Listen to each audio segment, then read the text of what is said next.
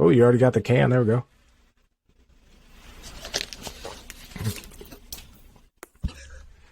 Welcome back to another episode of Stacking Dennys. I'm Jordan McAbee of RotoBaller, my co-host Nick Giffen of the Action Network, and special guest Truck Series driver Stephen Mallozzi making his second career NASCAR Truck Series start this weekend in Martinsville in the 22 Stacking Dennys Ford. Man, we are excited. Stephen, welcome to the show. Thanks for having me. It's always a good time watching, so I hope it's as good of a time being on the show as it is watching you two chat it up. I hope it is. So, Stephen, this all kind of came together kind of crazy. I know on your end, I mean, you basically found out you got approval about 2 weeks ago to race this coming weekend at Martinsville, and from there it was kind of a mad scramble trying to find sponsorship to help you out. I know you messaged me, and we were able to make some stuff happen, but just kind of tell us how everything came together on your end. Yeah, so, I mean, I don't know how much your listeners probably know about my background, but, like, very briefly, I did a truck race last year at Mid-Ohio, and the whole point of doing that truck race was, you know, I grew up racing with my old man, my dad, Stephen Anthony Mallozzi, and we stopped racing together because he got diagnosed with cancer about 7 years ago. So I decided I wanted to go back, make it all happen with my dad around to see it, and make an NASCAR start. I was like, I'm done. I'm ready to walk away. I don't really know that I'll ever do this again, and if I don't, I'm content. I've got a Wikipedia page that's pretty damn cool. I'm like, I'm good. I'm good. That's it. But then I was up working a go-kart race in New Jersey. I got a bunch of questions from people about NASCAR and what it was like and this and that. And I actually ended up going to hang out with one of my best friends from high school at a casino up in Pennsylvania. And he introduced me to some of his friends and a couple of girls, and they were all talking about Mid-Ohio like they were there. And I realized, I called my dad and I told him about it. And I'm like, I am just now realizing how significant what I did was. And I'm like, now I kind of just walked away from it, and I don't really know why. I'm like, I have an opportunity. I graduated college. I've got off time before law school. I'm like, what the hell am I doing? I'm like, let's go back and let's freaking run Martinsville. So the next day, I submitted my approval request to NASCAR. A few days later, I found out I was in. The day I found out I was in, I had maybe 11 days to get shit done and find enough money to go race Martinsville. So the original deal I had proposed to Josh Rayum was actually to sell my beloved car. And in exchange for 2 truck races, I drive a Dodge Charger that I love to death. But I'm like, do I want to be the guy who drives the bright orange Dodge, or do I want to be the guy who raced Martinsville and one other truck race this season? And I'm like, I want to be the guy who races in the Truck Series. But I actually ended up reaching out to enough people, enough support to the point where the only way I'll have to sell my car is if we crash at Martinsville. So I really hope we don't crash at Martinsville, because if we don't, I can use the car to get a couple more races in this season. And the end goal would be to get approved for a super speedway like Daytona or Talladega. So it all came together really quick. Obviously, you guys were pretty instrumental in making that happen. And, you know, now there's literally going to be, for the rest of your life, pictures of a Stacking Dennys Ford somewhere on the internet for y'all to see. That's awesome. Yeah. Yeah. We'll have to figure out how to get a die cast of that or something. Right? Oh, God, don't even get me started on getting die casts made. I mean, listen, if you can convince I think it's 500 people we need to pre-order one, then yeah, they'll make a die cast of it. But it's a little easier said than done, if you know what I mean. Yeah, right. Yeah, for sure. Yeah. So what went into the decision to run Martinsville specifically? So it's actually, Josh and I had originally thought Martinsville was going to be short fielded. So we thought it was going to be a great chance to get out there, get some short track experience. We could run the 34. We could probably do it. Josh Rayum is like a dad to me.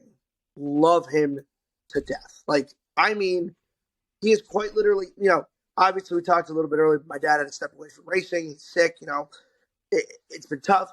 Josh has kind of filled those shoes as like my dad in racing. And I mean that in like, he is I don't know how else to describe it. Like, it is true. I love the man. So he's like, we can get it done cheaply. But then we started asking around, and we kind of found out, oh no, there might be 38 trucks. The 34 is probably not an option. We're going to have to find another way. And all the guys over at AM Racing were phenomenal and nice enough to let me get behind the wheel of the 22. So, obviously great thanks to them as well for being great guys and allowing me to keep living this dream. Yeah, and by being in that number 22, based off the owner's points, you're pretty much locked in. It would take, I guess, absolute catastrophe to not be in the race somehow, some way.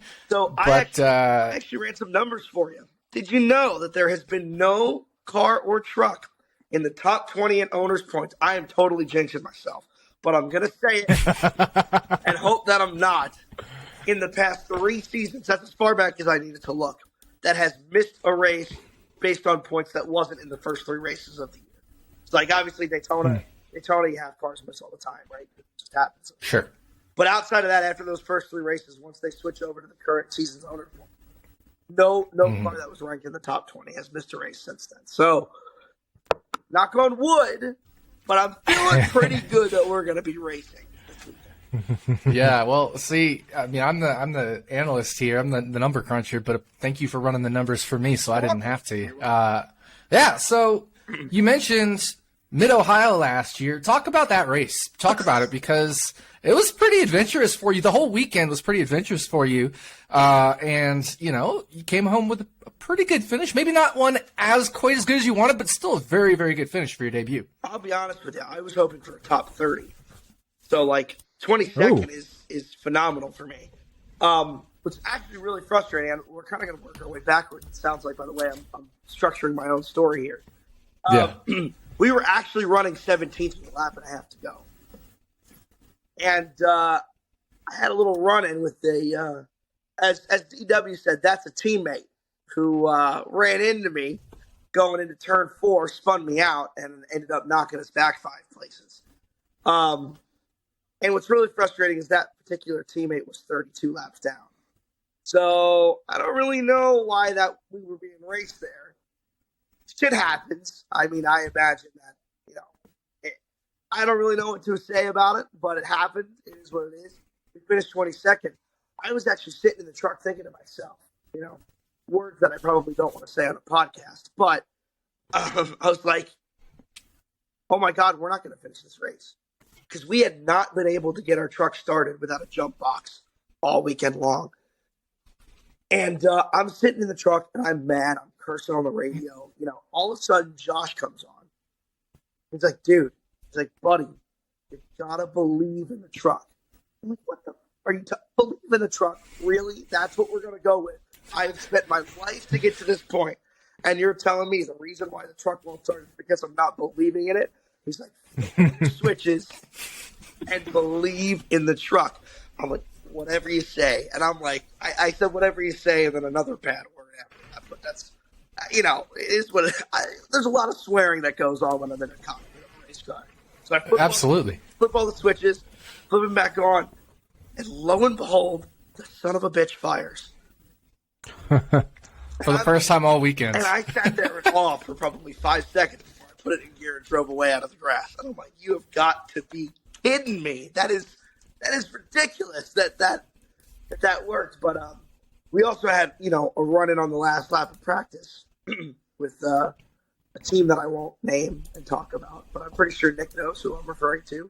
Jordan, you might too. You might know what team I'm talking about. Spilled some oil on the racetrack. And it was Easter this past weekend, right? So yeah, that team. Yep, exactly that team. And sent us into the turn 9 wall. So that actually really destroyed the truck pretty bad. So we we don't have backups. So we're a small team, so we don't bring backups. We had to repair the dinged up truck and go out there and run. And it was definitely an eventful weekend, to say the least. But a pretty unbelievable one at that. So I was more than thrilled with 22nd and the lead lap finish. So, yeah. So what are your you were hoping to run top 30 at Mid Ohio last year. What are your expectations this week in Martinsville? So that's a great question, and that's something I've thought about a lot. There's a lot of X factors that go into it. One, there's rain in the area on Friday, and if it's a damp racetrack, the objective is survive, do not crash. That is it. I realistically, the 22 guys have been outside of the dirt race have been 19th to 23rd every race this year. Really consistent. They do a good job of keeping it clean. That's what I would like to do. If I can get a top 20 out of it, keep the nose clean, keep everything on it, I'm a happy guy. So, the other thing is too, right? Like my bread and butter has been left and right turns. I didn't grow up on oval racing. I grew up on asphalt road course go-kart racing. So, going to a track like Martinsville is definitely a very different experience. I've never done live pit stops before, so that's going to be a challenge, right? Being on a track that small with 35 other race cars. I will say this. When I did late model racing, we bought an absolute clunker. Like the 1997 274,000-mile Honda Civic of race cars. Like just a clunker. It was not built to go fast at all. It was built to get experience. So I actually got a lot of experience of, navigating traffic as it comes around me. I'm hoping we don't have that problem this weekend. I actually have a lot of confidence in the 22 guys and the piece that they've built. So I'm hoping that we can mix it up on pure speed with some guys in the top 25 and end up using attrition to get inside the top 20. That would be my ideal weekend. Well, my ideal weekend would be 35 other trucks wreck. But we're talking real. I don't think we're getting. You never know. We've seen rain cause havoc before in NASCAR. You might get the 35 car big one at Martinsville, and you're the survivor. Yeah. But yeah. So I guess just looking a little bit at your background, obviously Northeast Karting Championships, obviously did some late model racing at Hickory. Just looking at your Wikipedia page here. Thank you. How does Martinsville compare to your background? Like driving a truck at Martinsville compared to your background? I can't imagine it's all that different than Hickory. Really, because Hickory's kind of what I figured. Hickory's a pretty bottom dominant racetrack for the most part. Like Martinsville, you don't really want to get stuck on the outside of Martinsville either. Martinsville's obviously a little bit bigger, but no banking in the corners, so you're a little slower in the corners, probably, right? For me, the biggest concern about this race and the biggest difference is not since the days when I was racing junior go-karts in the junior class, so the 13 to 16-year-olds, have I been involved in a series or an event that will have as many crashes as I expect Martinsville to have. And I imagine you guys have watched most of the truck races this year. And there have been times where I've been less than impressed with some of the racing. And now that I'm a member of that field, hopefully I don't contribute to it. I'm hoping I can, like I said, just stay clean. But there's a lot of times you get caught up in other people's messes, and what the hell are you going to do? Like there's nothing you can do, and very rarely in my career have I ever felt like I've been in positions that I couldn't have or didn't get myself out of. A lot of times when I wreck, I feel like it's a mistake I made or it's my own responsibility, and I feel like we could find ourselves in a position this weekend where shit happens and you just get stuck in it. And I hope it doesn't. Yep. Really do hope it doesn't. But that worries me a little bit. Otherwise, I don't know that it's that different. I think that's kind of a fair comparison. I don't know.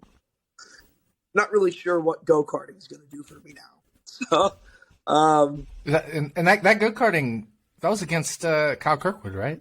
I did. Oliver Askew, Kyle Kirkwood. Yep. I don't know if you know who Zach Clayman DeMello is. He was in there. Mm-hmm. Sage Karam grew up at the same go-kart track. Sage, nice. I raced against the Latifi brothers, Nick and Matt Latifi. Yep. So, yeah, actually, I'm not sure I've ever lost to a Latifi. Can't confirm that. I'd have to go back There you go. to some of my past races. But yeah, I the karting scene back then was just loaded with talent. I mean, across all series. I mean, there was just guys. There were guys everywhere that ended up all across motorsports. Stephen Mallozzi was in there. I mean, that guy.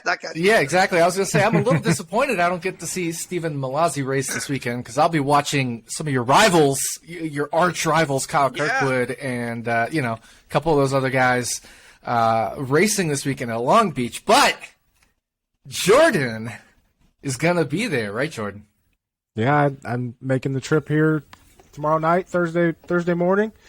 Finally get to go. I've been wanting to cross Martinsville off my list. Like, I haven't been to too many racetracks, to be honest with you, but Martinsville's always been one of those I definitely have wanted to go to. And, it's about an 8-hour drive for me, so it's not super long. Yeah. And this was the perfect opportunity. And like you said, everything came together here last minute, and luckily I was able to, get everything booked and yeah, I'll be in Martinsville seeing this beautiful truck go around the racetrack. Yeah, it is going to be damn beautiful, too. Let me tell you. And I'll tell you, I'll agree with you. Martinsville was one of my tracks, too, that was on that list of tracks I absolutely want to go to. And when I was interning with RBR back in 21, Josh actually invited me to go to the October race, despite me being back at school, because it was only a couple hours. And I'm telling you, the infield at Martinsville is one of the coolest places you can be. Because if you walk along the backstretch, you can just literally stand on the fence line. And there's actually a point on the racetrack where there's a garage entrance, and you can just stand there. Nobody really says anything. You're just looking. You're maybe 25 feet from race cars. No barrier in front of you, just looking right at them. And it is sick. You're literally watching them go into turn 3. It is badass. It is probably one of my favorite racetracks to go watch racing at. Yeah, I love Martinsville. Last time I was at Martinsville was 2014.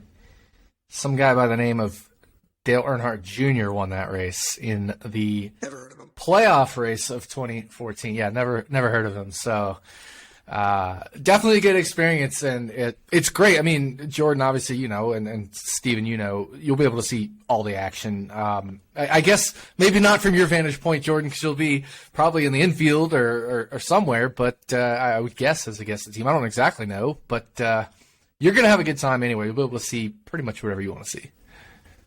Yeah. Yeah, I'm really looking forward to it. Yeah.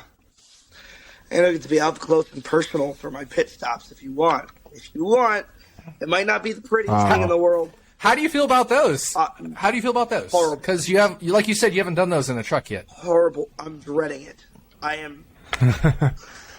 There's nothing I fear more in racing. More than totaling the truck and having to pay tens of thousands of dollars for crash damage. The thing I fear is barreling into a pit crew member while I'm going into my box.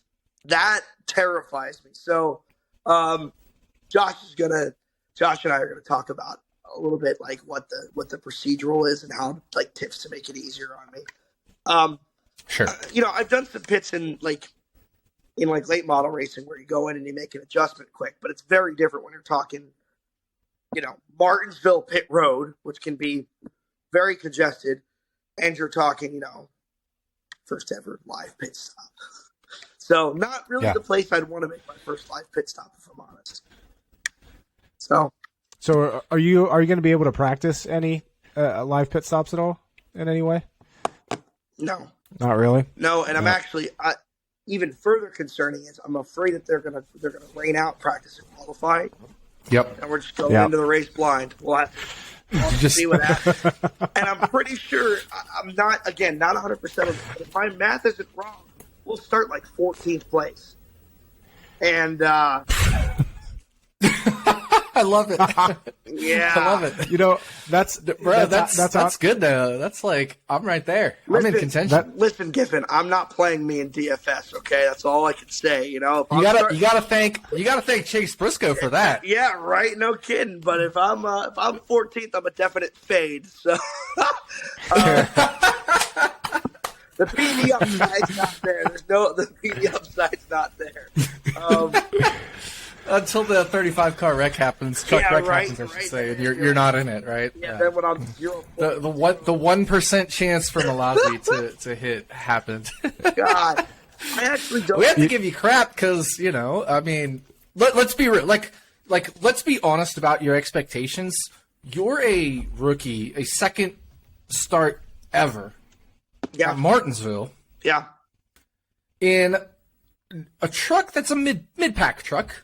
Yeah. Let's be real about that. I mean, 20th in points. It's very mid-pack. Yeah. That's very respectable. But, I think that's probably about where your expectation would be. Would that be fair? Yeah. Yeah, that's more than fair. That's more than fair. Honestly, I think we have to go into it with a little different mindset if there's no practice in qualifying. I think that kind of changes things a little bit. Sure. Because, obviously then I'm going in there batshit blind. It's kind of throwing a baby in the pool and making it swim.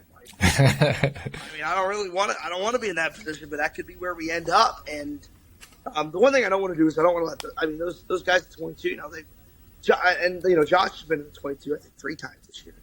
So between Josh and Max Gutierrez and Logan Beard and Briscoe, I mean, 22 guys have done a good job of keeping their points at a safe level. So the last thing I want to do is be a detriment to that. So I'm hoping that I can at least make the proud and keep them. Yeah, very solid. So six truck starts this year for the 22. Worst finish of 23rd. Yeah, and of course that came at a drafting track, Atlanta. So in non-drafting tracks, the worst finish is a 22nd place finish. So very solid job by the 22 team all around. Yeah, I hear that with Chase Briscoe running there may be another Cup driver in that car eventually this year. Nothing to be confirmed nor denied on that front yet, but I have heard rumblings for sure that could be a thing. But there's just that's right. Nothing I can talk about. Nothing I think that's official or locked in place. Yeah. But definitely a possibility. I know that's some of the AM guys love doing. I mean, it's great for them to get. It helps them gauge their program. And, I know that it's having Briscoe in the truck, watching it run inside the top 10 for a lot of the day was definitely a big, it's a big thing. So now looking at them, last year they pulled off 3 top 10 finishes as well. Austin Wayne Self had a 9th at Vegas, a 10th at Atlanta, and then Max Gutierrez hopping in that truck had a 9th at Nashville. So that truck does have top 10 potential. Yeah. Maybe, and obviously Briscoe this year, but maybe Stephen Mallozzi gives them their 5th top 10 in the last 2 years. Put a lot of pressure on me. That's a lot. Listen. Nothing's impossible, right? It wouldn't be the most outlandish thing to happen in the world. But the last thing I want to do, I'm trying my best for reasonable expectations. That is the goal. So yes. I think a top 10 is definitely pushing the boundary of what is reasonable and sure. what's not. So, I mean, in the long run, right, I think the best thing for me and my racing career and what I'm trying to achieve right now would be to just make it through clean. Don't do anything stupid. Keep everybody happy. Then you get 2 more races in this year. I think we're looking at Gateway as a possibility, Milwaukee as a possibility. A few of those tracks where maybe there's not 37, 38 trucks going, so you can kind of go and just get experience at those size racetracks, and hopefully we can impress the guys at the competition department enough to let them say, "Hey, okay, we'll let them run Daytona or Talladega." Hey, you keep that truck clean. You get a lead lap finish. That'll get a beer crack from me. Let's go. That's honestly, I could retire at that point, a happy man. If I get a beer crack, absolutely. That's it. So you're talking about practice and qualifying potentially getting rained out and kind of going into this race blind. I feel like that's the perfect scenario for a Stacking Dennys truck because we go into these podcasts completely blind. We don't have an outline. We don't have what we're going to talk about. We just go for it. So if practice and qualifying gets rained out on Friday, I think that's pretty par for the course when it comes to Stacking Dennys. It's very appropriate for a Stacking Dennys truck, right? Right. That's so cool. Yeah. And by the way, so obviously we'll be sponsoring. We want to obviously thank all the listeners who help contribute to the effort because we went into this last week. I mean, it was 1 week ago we were recording this, and we kind of just made it happen this day 1 week ago. Yeah. And put out the podcast, asked for listeners to help contribute in any way, shape, or form, and it sounds like people came through, which is awesome. So thank you to all the listeners for A, listening to Stacking Dennys, but B, and more importantly, B, helping out Stephen Mallozzi's career here. Yes, and by the way, his Venmo is still open. We can still support the cause here. And if you'd like, if you Venmo, I can't add it to the sticker because we're working on actually getting. I was talking to these guys a little bit before we started on air. I'm actually working on getting the scheme finalized and approved right now, so I can't add anything else. But there's nothing stopping me from taking a Sharpie and writing your name if you really want it on there. And to anybody out there who did end up, obviously contributing, thank you so much. I appreciate it. All my heart that allows me to keep doing what I love.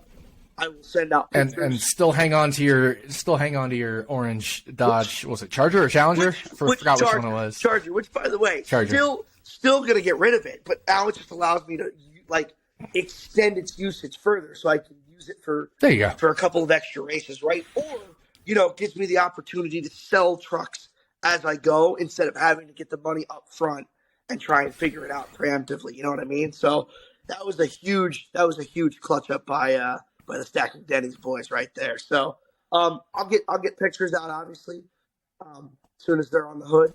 And if there's anybody's name I missed or donated, I don't think there is. I went through my Venmo at least 3 times. Let me know, or let Nick know, or let Jordan know, and I will get you on a truck at some point to make sure I make it up to you, because obviously I want to make sure everybody gets what they deserve for supporting, absolutely my career. So to be fair, we aren't the only sponsors. So just give your chance to shout out all the other sponsors here. While we've got this platform here for Stacking Dennys, and we want to make sure all the other sponsors get some recognition as well. Yeah. So obviously, Win the Race hopped on board. So that was big. Ryan Stevens. I know you guys know Ryan Stevens. So he contributed a good chunk of change to get on the truck and help me out. TobyChristie.com was hopped on as well. My good friend Chris McGinley made a custom design for his girlfriend to put on the back bumper just to surprise her. So it's not like a company. They're not marketing anything, but Chris McGinley loves his girlfriend, and that's what's really important to know. That's worth the sponsorship there. Worth the sponsor, you know what I mean? And then Kingsway Regional School District has a STEM racing program that actually did some fundraising for me. I go in there. I went to middle school there. They're doing some great stuff at that middle school. So I go in and I speak, once a semester, talk to the 7th and 8th graders about hey, one point I was sitting in your chair. And I was also a grumpy middle schooler. And now I race in NASCAR. So, I kind of talked to them about it, and they, chipped in some change too. So, obviously, big thanks to all those guys, and like I said, thanks to Josh and AM Racing, and of course, Stacking yes, definitely, yeah. Well, and Stacking Dennys, we have our own sponsor, right, Jordan? So, obviously, got to thank them as well. Yes. Yeah. Jordan, I'll let you think. You think of Jordan. Yeah, Luvabella Winery, as you all know, as we all talk about and drink on this podcast, Ohio-based winery. Definitely check them out for sure. Nick still has his bottle. There we go. I'm holding on to this thing forever. It's so good. I will say it every show. The bourbon barrel aged Merlot is absolutely incredible. Mallozzi, you pull off a lead lap finish, I will buy you a bottle of bourbon barrel aged Merlot from Luvabella Wines because it's so good. Yeah, absolutely way. I'll probably buy you one anyway. But, it's so good. So I don't know if you like wine, Mallozzi, but it's even if you don't, you're gonna like it. What do I get if I win? If you win the race? Yeah, if I win, I don't even know. If I win the whole, I don't even know. if you win the whole damn race, I will have to think on that one. Yeah, like what happens? What's the special edition of Stacking Dennys if the Stacking Dennys Ford goes to victory lane? I feel like we're going to have a pretty big party because, like, have truck odds dropped yet? Because I'm waiting for somewhere. I'm betting on you. You know, I don't care. We gotta. Well, my 40th birthday's this year, so we may have to just have a 40th birthday Stephen Mallozzi win a truck race combines party. Yeah, I'm not sure. I don't like to walk this line off when it comes to odds and gambling when I'm now licensed. Like, I stay away from it when I get licensed, right? Because that's obviously to be safe with it. I think I can say this because I've been working for the Action Network. I've talked to NASCAR about it. I would be shocked if the odds for Stephen Mallozzi didn't open at plus 100,000 or more. Absolutely staggering. So listen. All I'm saying is it would be pretty strange of you guys not to at least take a flyer on the truck you're sponsored. You know what I mean? I've done that. You know? Well, I'm probably going to spend my whole bankroll on Kyle Kirkwood this weekend. So okay, yeah, but sorry, I forgot I'm your one. I gotta take a gamble on my truck. You know, Jordan, I am Nick's second favorite racing driver, and that disappoints me. He says it's a 1A, 1B. No. You're 1B. You're 1B to 1A. I'm 1B, and we all know that B is the letter after A. We get it. Jordan, I told Mallozzi, man, get me a signed hero card or whatever merch you can get me, and I will put it on my Kyle Kirkwood shrine. I will sign race used underwear if you want. Do you want that? Do you want that? Hell yes, dude. Dude, that is what I want. I want race used underwear from Stephen Mallozzi. I won't even wash it. I won't use tongs to hang it up. I'll just use my hands. My bare ass hands, I'll hang that up. As long as it's signed. I can do that. Jordan. By the way, you see what happened? You see, I'm wearing the UVA hat, right? Yeah. Because you're a UVA guy. I'm wearing this is a UVA shirt. I just don't think it says. I don't know. But I'm gonna switch hats real quick. Jordan, you and Steven chit chat for a bit. I'm gonna switch hats. Jordan, I gotta switch into my RotoBaller hat. Yeah, switch the hat.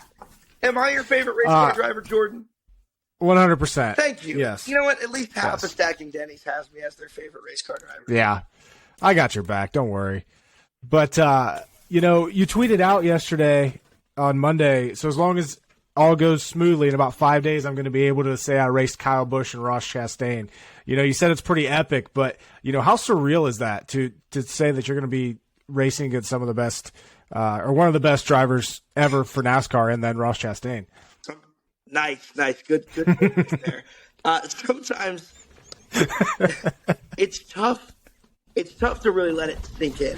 I don't know. It's kind of starting to hit me now that I'm down here. And, like getting fitted for the seat today, you're like, holy shit, this is real. Like, what have I gotten myself into? It's like, Kyle Busch is like, it's Kyle fucking Busch. Right. It's Kyle Busch. Like, what are we talking about? I'm just some kid from New Jersey, and here I am. I'm going to be in the same race as Kyle Busch. Now the real question is, what do I do when he gets to my back bumper if he tries to lap me? Oh, baby, I'm going to... I was going to ask, what if you get to his back bumper? Oh. What I reckon... What position is it for? Let's say it's for 10th. Like actual 10th. Like 11th to 10th. 10th place coming to the checkered flag. Do I wreck Kyle Busch for a top 10? Absolutely. Not wreck him. No, I'll wreck him. Move him. I probably wreck him. You're gonna get the old $50,000 $25-point fine. Oh yeah, but it's actually detrimental treatment. Holy Stop saying bad things on podcasts, man. Yeah, sorry. That's sorry, that's on me. Yeah, you got to rattle his cage. That's all you got to do. Yeah, right? Just rattle his cage a little bit. Yeah, I didn't.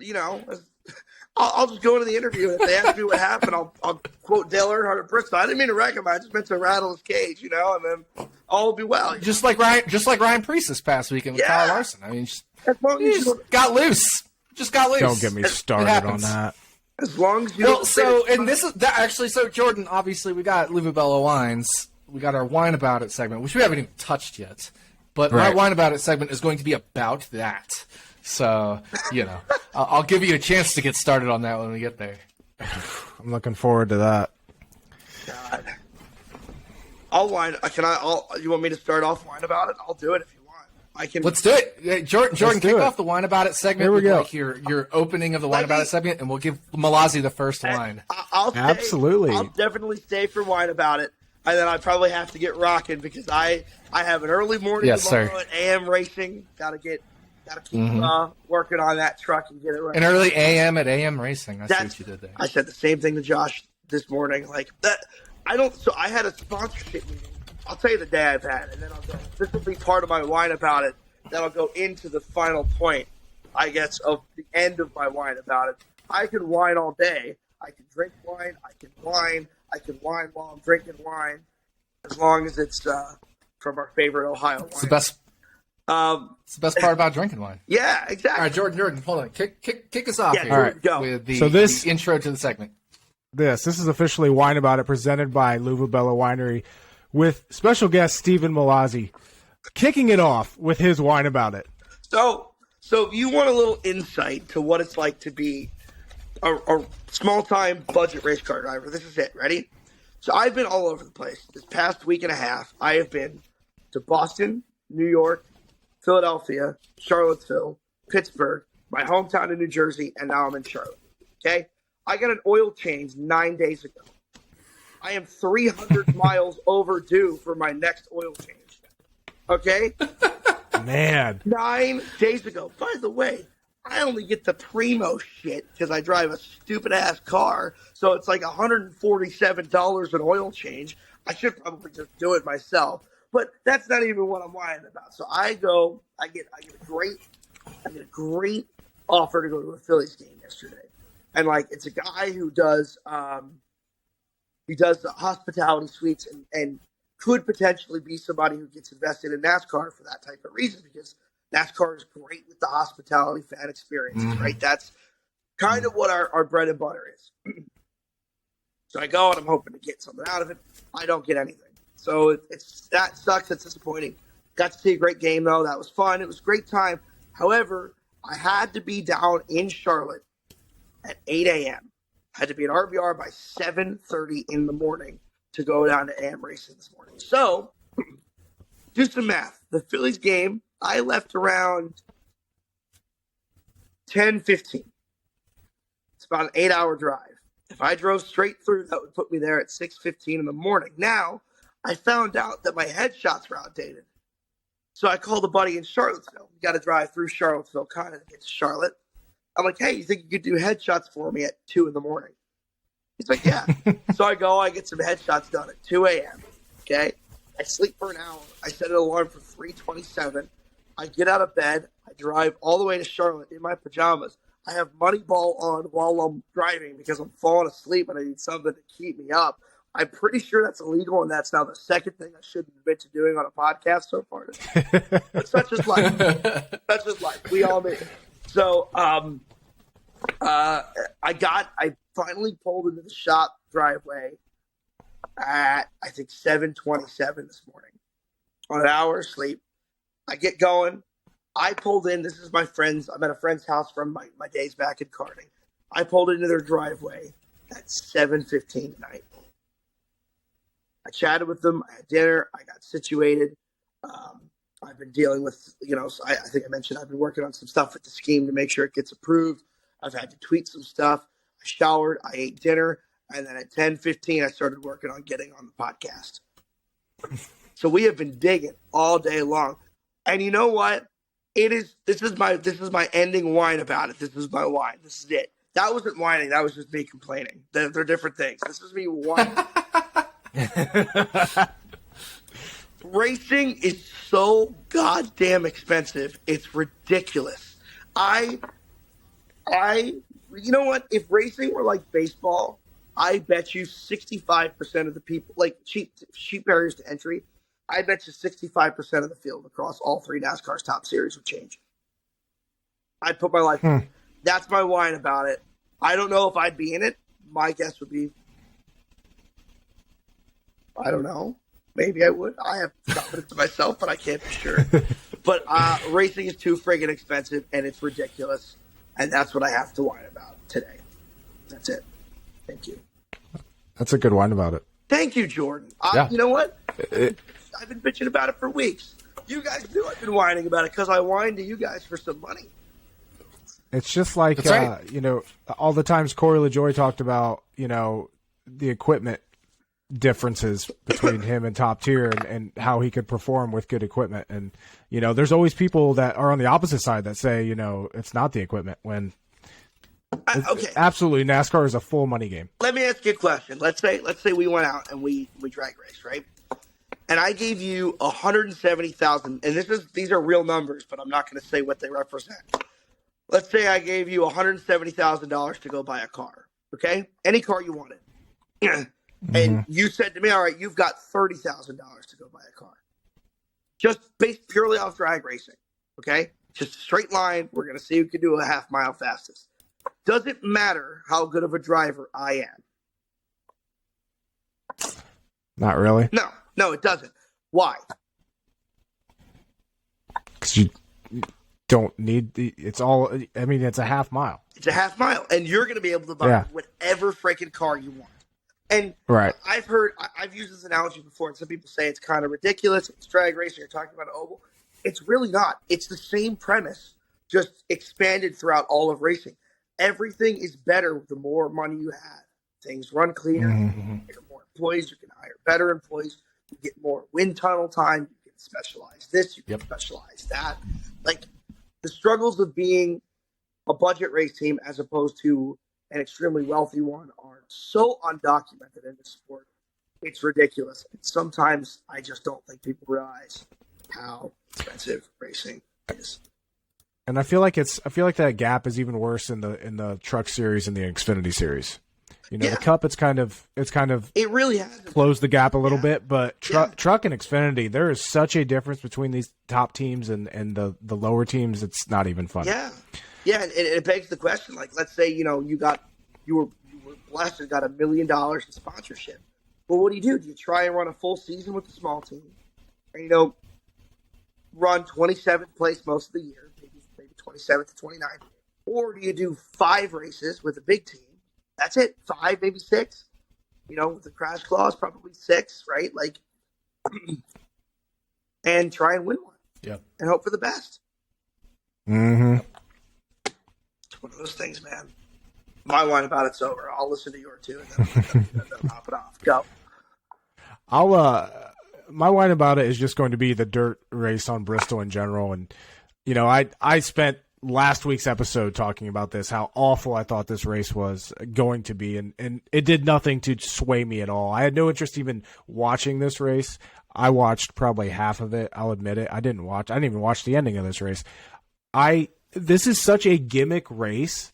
I don't understand why NASCAR is taking this and putting it as such a serious race. Like, not to mention the whole thing being a clown show, and then at the end of the race, not calling the caution with a car spinning out in the middle of the track. Like, the cameras, Fox was focusing half the time on restarts, focusing on a giant hole that was forming in the middle of the turn. Like, what are we doing here? Why are you trying to make this damn dirt race work? And then not to mention, so then you listen to the interview with Kyle Larson, and one of the best dirt races out there, and he sits there and says, yeah, we probably shouldn't be running this race. The guy that has the biggest advantage in the field says we shouldn't be running this race because he thinks it's that much of a joke. Davenport, or I think that Jonathan Davenport, is that who ran?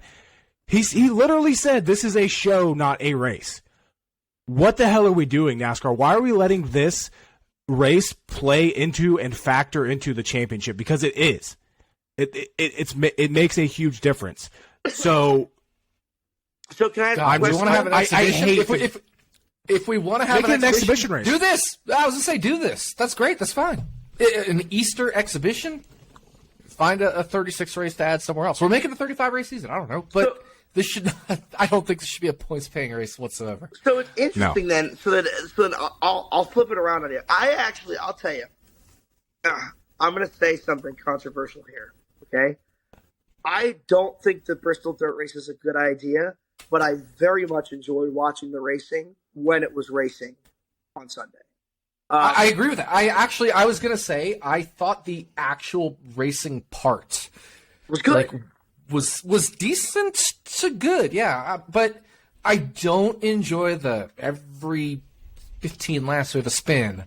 And some guy hits a pothole in the middle of the dirt and it causes things. And somebody gets dirt in their engine and I just don't. I don't enjoy that. Maybe that's for traditional dirt racing. That's fine or whatever. But I just don't. It's not a NASCAR thing for me. But I thought the racing was like the racing part of the racing was fun. Yeah. I'm okay with it not being a NASCAR thing too.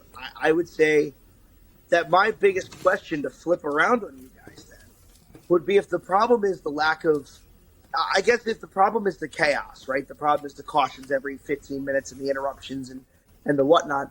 Then how the hell do you guys feel about Daytona Talladega sometimes? Like, I mean, we get those races. I get that point. Yeah, right. We get those races every 2 or 3 years that are just you can't ever get into a rhythm. It's every 20 laps. There's a big wreck, and it's just usually though with those it's the last 30 laps. It's most of the first or second stages these days have been fine. Yeah. But that third stage, you'll get a caution every 10, 20 laps in the third stage, and it just gets insane. Yeah.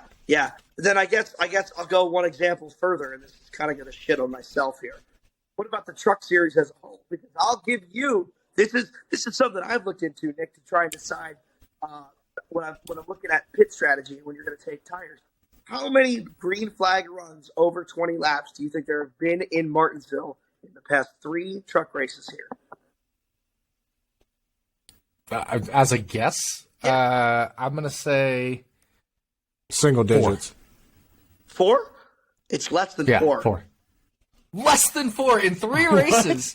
We've had less than 4 20-lap green flag runs. The most astounding one is last year's because there was not a single. I think there was like a 20-lap green flag run, but I didn't count that because it's like more than 20, right? Right. Because that's more than 10% of the race. The only green flag run that was longer than that was the end of the race. They went green from laps 164 to 200, and that was it. That was the only green flag run in the whole race that was more than 20 laps. So, like, I mean, do you hate Martinsville and the trucks then? Like, I don't know. I feel like it's an imperfect. The problem with racing is, right? And I am trying my best to be understanding of both NASCAR and the fan perspective and the driver perspective. Yes. Because I feel like I've had a unique understanding of 2 of them and a semi-unique understanding of the third. The fans complained, because I was one of them who just bitched and moaned and whined. I whined about all the cookie cutter mile and a half we had 5 years ago. Years ago. Oh, the it worst. made me miserable. So now we start doing all this cool stuff where we go to Chicago Street Course and Bristol Dirt, and we go to all these different random and Coda and all these random tracks, and people are like, "Well, that's a shit show. That sucks. That was terrible." I'm like, "Well, what do you want? You want to go back to Kentucky twice a year? Because we can." No. You want to go back to Chicagoland? Because everybody hated Chicagoland when it was around. I mean, I like I said, I have no problem with the dirt as an exhibition race. I'm not there as a points paying race. Yeah, and honestly, a part of me does agree. It feels kind of wrong to make it. If you want my take on it, and this is going to be, I think, a hot take. I really do. I would flip the Coliseum and the dirt race. Yep. I agree with that. I agree. Race, and I would make Bristol Dirt an exhibition race for fun. But I agree. I would also not do a dirt race at Bristol. Why would you do a dirt? I've never understood why we're doing it at Bristol. Like, what? So the original reason was Bristol wasn't getting the attendance and it wasn't getting the TV numbers for the first of the 2 races, the non-night race, the playoff, or near, not playoffs, but close to the playoffs night race. Yeah. So they wanted to change it up because it wasn't doing the attendance, it wasn't doing TV numbers. So this is what they did. And to be honest, to be actually truthfully honest, it did pretty good TV numbers. I know it was down from last year, but down from 40 million or 40 whatever it was to 35 or 4 to 3.5 million or whatever it was, it's still very good for NASCAR. It's one of the best viewed races of the year. Yeah. And was the second most viewed sporting event of the weekend aside from the Masters. So, yeah, and obviously the Masters is the Masters. But it did well on TV, sadly, for those of us that don't want this to continue to be a thing. But that's why. I mean, that's why. Yeah. And to be fair, the racing itself has gotten better. 2021 was terrible. Oh, 2021. Absolutely horrible. Awful. The track was so dry and just dirt and dust everywhere you couldn't see. Last year was better. There was the issues with mud getting in the grill, which killed all the Stewart-Haas Fords right off the bat. Yeah. Other than Briscoe. Somehow Briscoe was the one that didn't get affected by that, but the other three did, I'm pretty sure. And so it was just a weird race. And thankfully we didn't have any, like, this guy got screwed by dirt getting in his grill, or this guy hit a pothole and his car exploded. Like, we didn't have that this year. We just had a lot of spins. Yeah. A lot of spins. And a lot of spins that, they spun and they kept going. And, NASCAR at one point threw a caution, but then they realized, like, well, if this keeps happening, we can't throw the caution right away. So I actually think NASCAR, they jumped the gun early, but they did it early in the race, and when they realized that kept happening, they realized they should just keep it green. So I think they got better as far as officiating it as the race went on from that perspective. Yeah, I agree. So you're the last one who has to whine about something, Giff. Yeah, so my whine about it is we're going to talk about that Ryan Preece-Kyle Larson incident, because I don't know what NASCAR wants. Like, you want your drivers to have personalities. You want your drivers to be able to say what they want to say, because that's good for the sport. If they're not, like, super vanilla, if they're not bland, if they can form rivalries. But by doing what you did with Denny Hamlin, where he admitted the Ross Chastain thing on his podcast and then gets a penalty for money and points. Yeah. You've nerfed any ability for any driver to say they took matters into their own hands in any way, shape, or form. So, yeah, Ryan Preece, he didn't admit to intentionally retaliating to Kyle Larson, even though we all know he did. But that's because he cannot. He absolutely cannot admit to retaliation, because look what happens when you do. You get Denny Hamlin. And Denny Hamlin, maybe he can afford the money. Maybe he can afford the points penalty. Ryan Preece cannot afford the points penalty as a driver that needs every point he could get to get into the playoffs, potentially, if he somehow finds himself on that bubble. Because we know he's not going to be in the top 5 or 10 in points. He's not pointing his way in unless it's barely on the bubble. So he needs those points. He cannot admit he retaliated against Kyle Larson like Denny Hamlin admitted he retaliated against Ross Chastain. So yeah, I just think it's a really shitty situation that NASCAR has put the drivers in. They put in this box where they will take matters in their own hand, but then they can't admit it, and then then the drivers just become liars, and people hate the drivers for lying, and it's just a really bad situation. I actually think I said something about this last year on Twitter that got a lot of heat when Bubba Wallace turned Larson. And we are like obviously the Bubba situation was pretty extreme and extremely dangerous, but we have seen it's been a part of our sport for a really long time. And like it's been a self-policing system pretty much entirely. Like, the reason why you don't wreck someone on purpose is because you don't want to get wrecked on purpose. And most people understand and don't respect other drivers who intentionally put people in danger for no reason. And like that lack of respect and that loss of respect alone is enough of a penalty on a racetrack not to do it. It's a huge detriment. So I find it weird that NASCAR is selecting now to get so involved with it.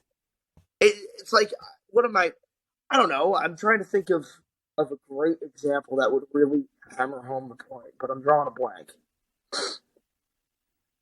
I don't know, man. I get Denny Hamlin admitted it, but at the end of the day, I had no problem with what he did to Ross Chastain. Like, in terms of on-track action, he didn't recommend it. I don't even think Ross had a problem with it. I don't Like, think he did.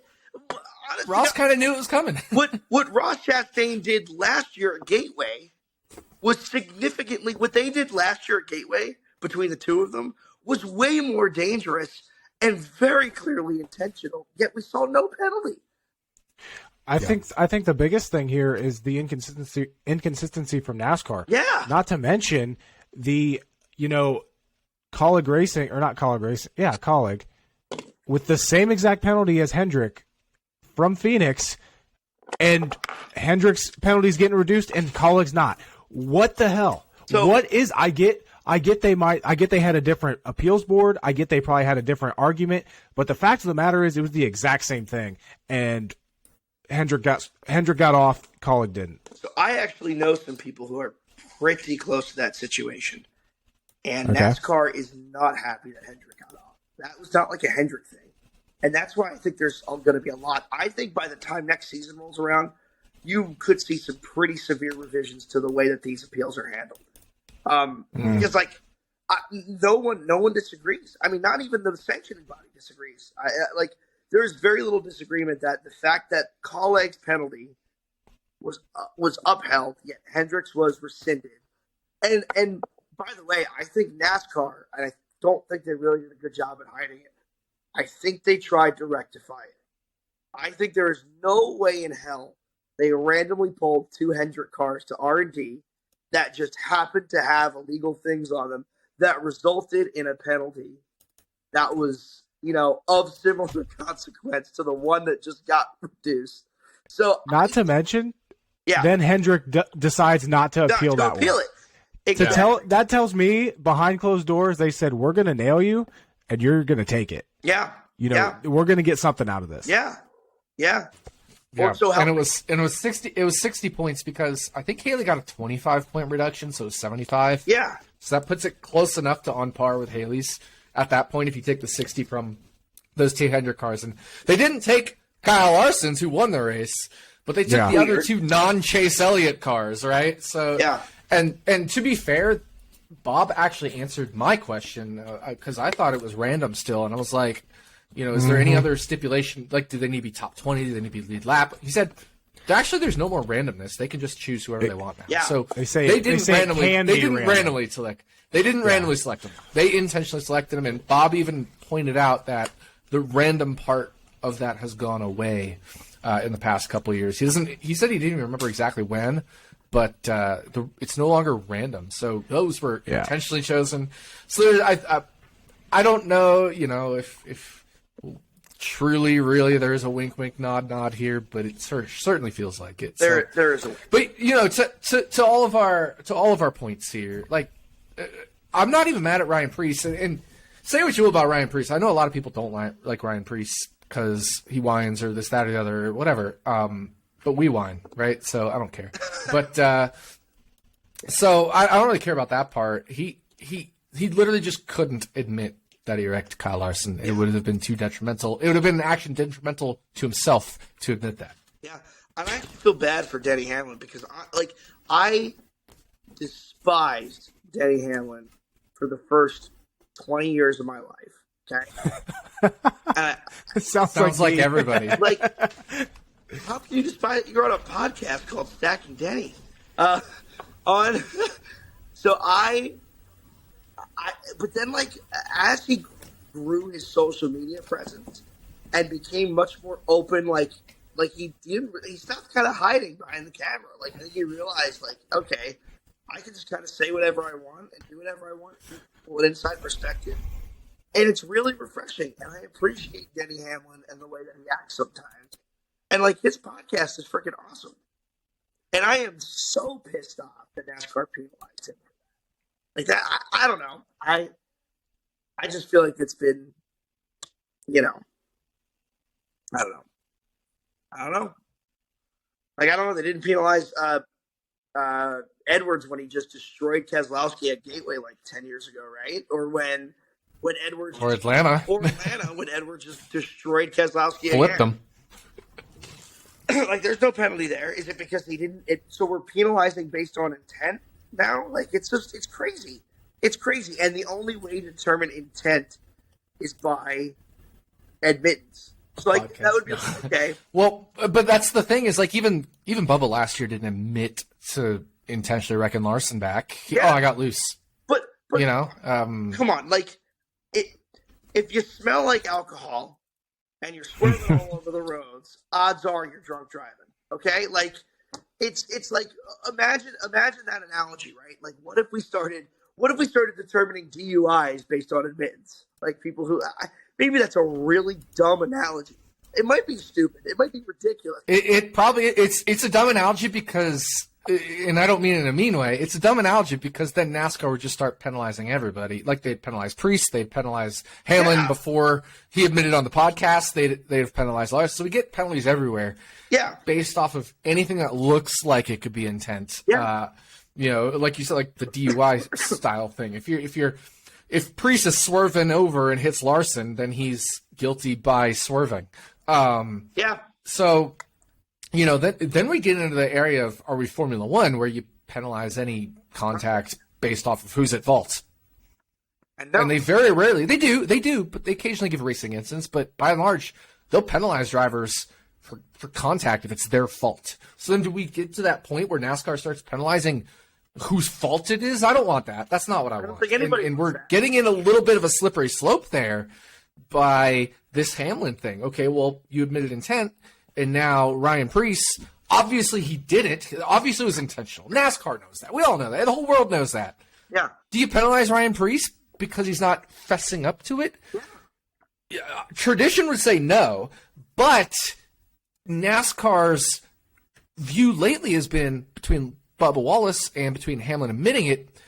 Now, if you're intentionally doing it, you should get penalized. So now does NASCAR get into the area of, well, you did this on purpose, and even if you don't admit it, we're going to still penalize you. So it's a very slippery slope here. Yeah, and I don't like it. I just say stay at the top of the mountain. You know, like, just listen, there are inherent risks of being a race car driver.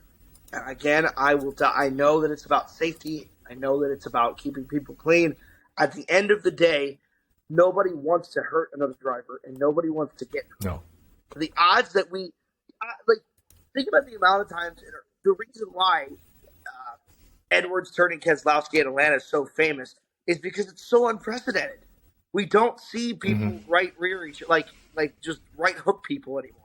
I guess it's a left hook in the right rear. Like, we don't see it happen because it's stupid and nobody wants to race that way. So I don't know. In my eyes, it was something that NASCAR probably should have just kept their nose out of. And now you're right. They started skiing down the mountain. And how the hell do you stop? And where do you stop is the question. So, yeah. There it is. There's our whine about it, a triple whine about it this week. Yeah. Thanks to Stephen Mallozzi appearing on the podcast. Yeah. Yep. And as always, thank you to RotoBaller for sponsoring this segment of Wine About It. You can check them out, try their wines in several states: North Carolina, Ohio, Pennsylvania, Virginia, West Virginia, Tennessee, Alabama, Georgia. I think they're expanding soon. You can also buy them online and in all the big stores. So make sure you check them out as they make this segment possible. And thanks again, Stephen, for joining us on this episode. And good luck at Martinsville this weekend. I can't wait to be there. Of course, make sure you guys all tune in to see the Stacking Dennys Ford take the checkered flag Friday, 7:30 p.m. on FS1. Thanks, guys. Yeah, absolutely. I got one more comment here. So since I can't be there, make sure you get Corey LaJoie and Denny Hamlin to sign the truck. No, I'm just kidding. That would be awesome. If I could find one of them, I'll do it. I'll be like, hey, listen. Like, it's Stacking Dennys. You gotta sign the damn truck. Maybe I'll tweet. You know what? This is a good idea. We should all tweet at them after we're done on this podcast. I can't. Denny Hamlin blocked me. That's pretty freaking funny.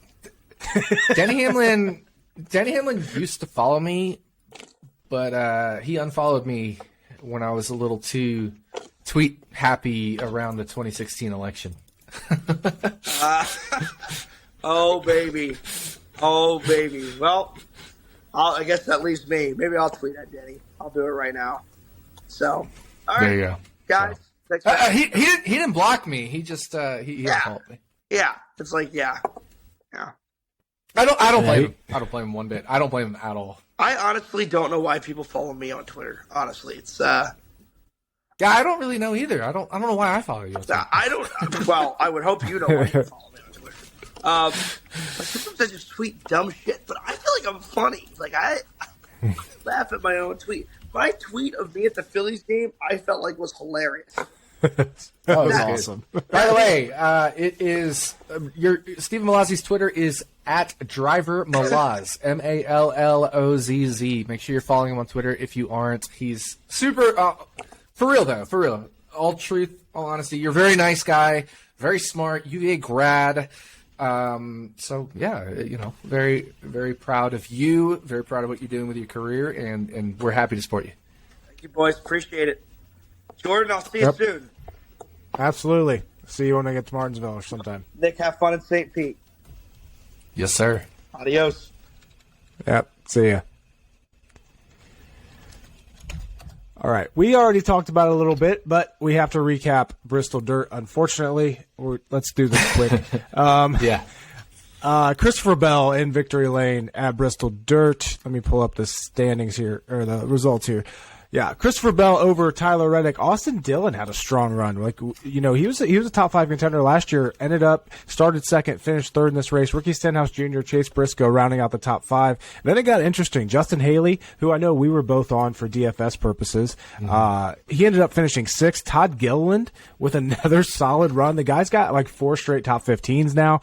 He finishes 8th. Truex is in there in 7th. Missed him.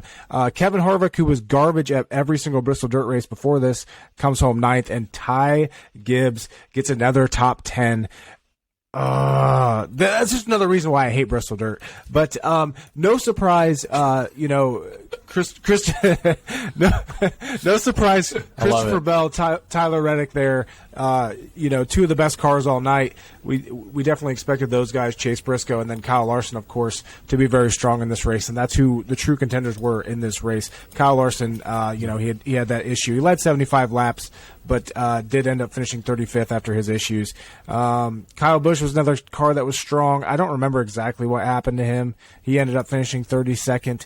But yeah, one thing you can say about this Bristol Dirt race is it gives the opportunity for some of these guys like a Todd Gilliland to really, because he has a dirt background, and as much as, some drivers said this last week that, dirt racing experience didn't necessarily help them. But the fact of the matter is, Christopher Bell, very good on dirt. He won the race. Todd Gilliland, top 10. We've seen Bubba Wallace do really well on dirt. I think he won. Did he win the first Eldora truck race? I'm pretty sure. Yeah, 2014 or 15, something like that. Yeah, he ended up finishing 12th. But yeah, JJ Yaley, he was great in his heat race, started 3rd. I know we had him bet 50-1 to get a top 10. He ended up finishing 20th. But, and even Ty Dillon, that car has been absolutely garbage this year. He comes home 21st, and it was a legitimate run. Like he was legitimately running in the top 10 at certain points in that race. So that's one thing about Bristol Dirt that I will maybe give it a positive, is that it's a bit of an equalizer for some of these lower teams. The guys like Justin Haley, Todd Gilliland, that get them another good run. But yeah, what'd you think? I know.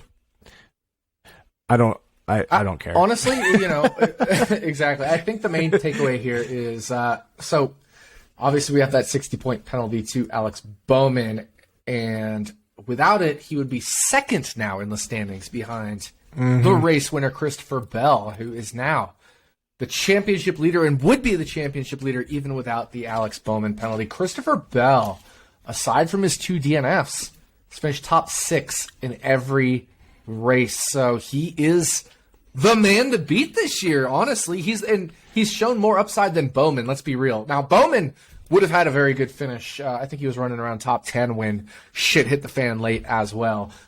So nothing of his own fault there.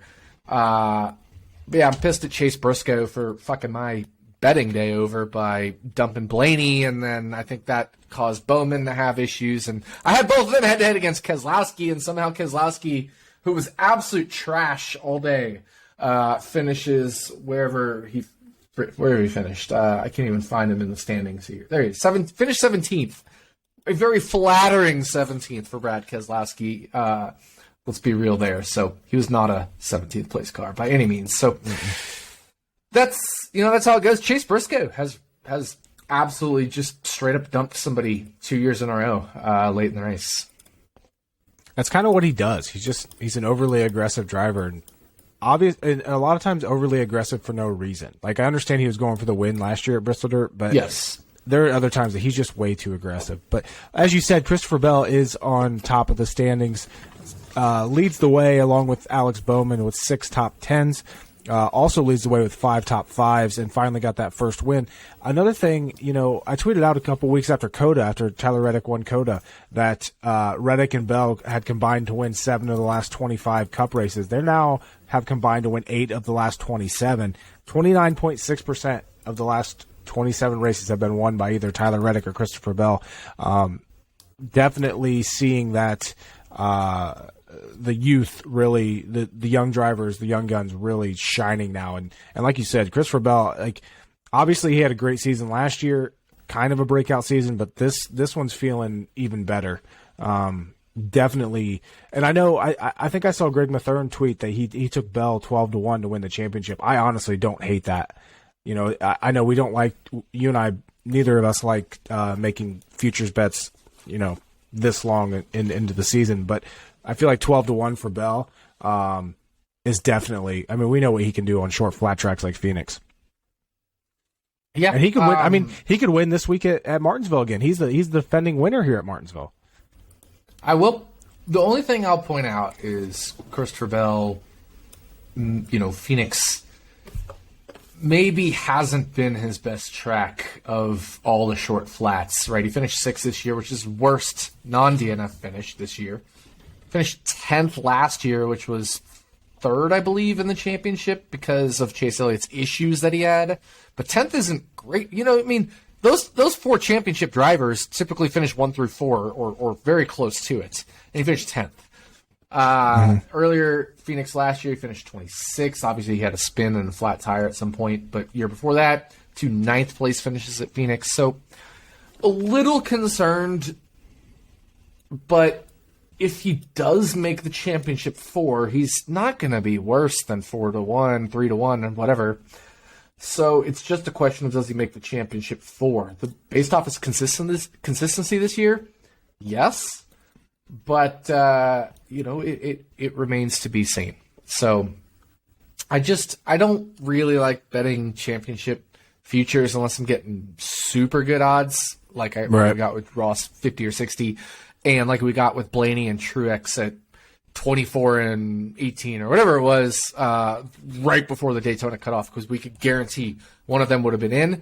And with them being in, they would have been better than 16-1 because they would have been better than the average driver in those playoffs, most likely. So, especially given all the oddball winners we had last year. So, I am not on it, but I don't disagree with Greg. I think it's fine.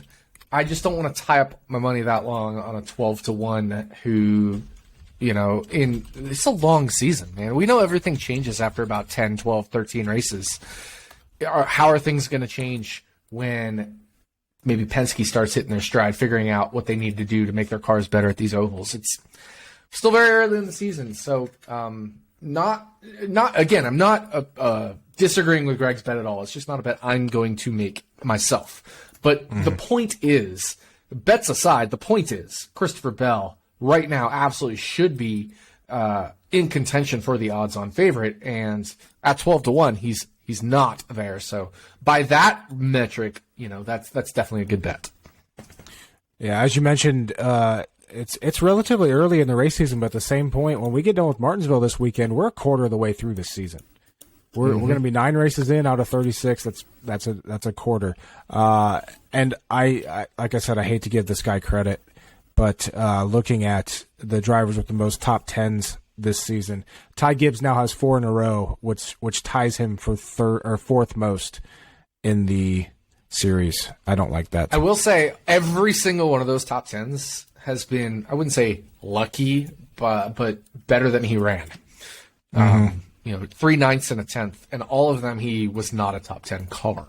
So he's had some good finishes, but I don't think he's run as well as those finishes have been. But hey, sometimes that's part of it. I mean, that's what Kevin Harvick does when he doesn't have a good car. He has an 8th place car and he finishes 4th or 5th, right? He has a 12th place car and finishes 6th.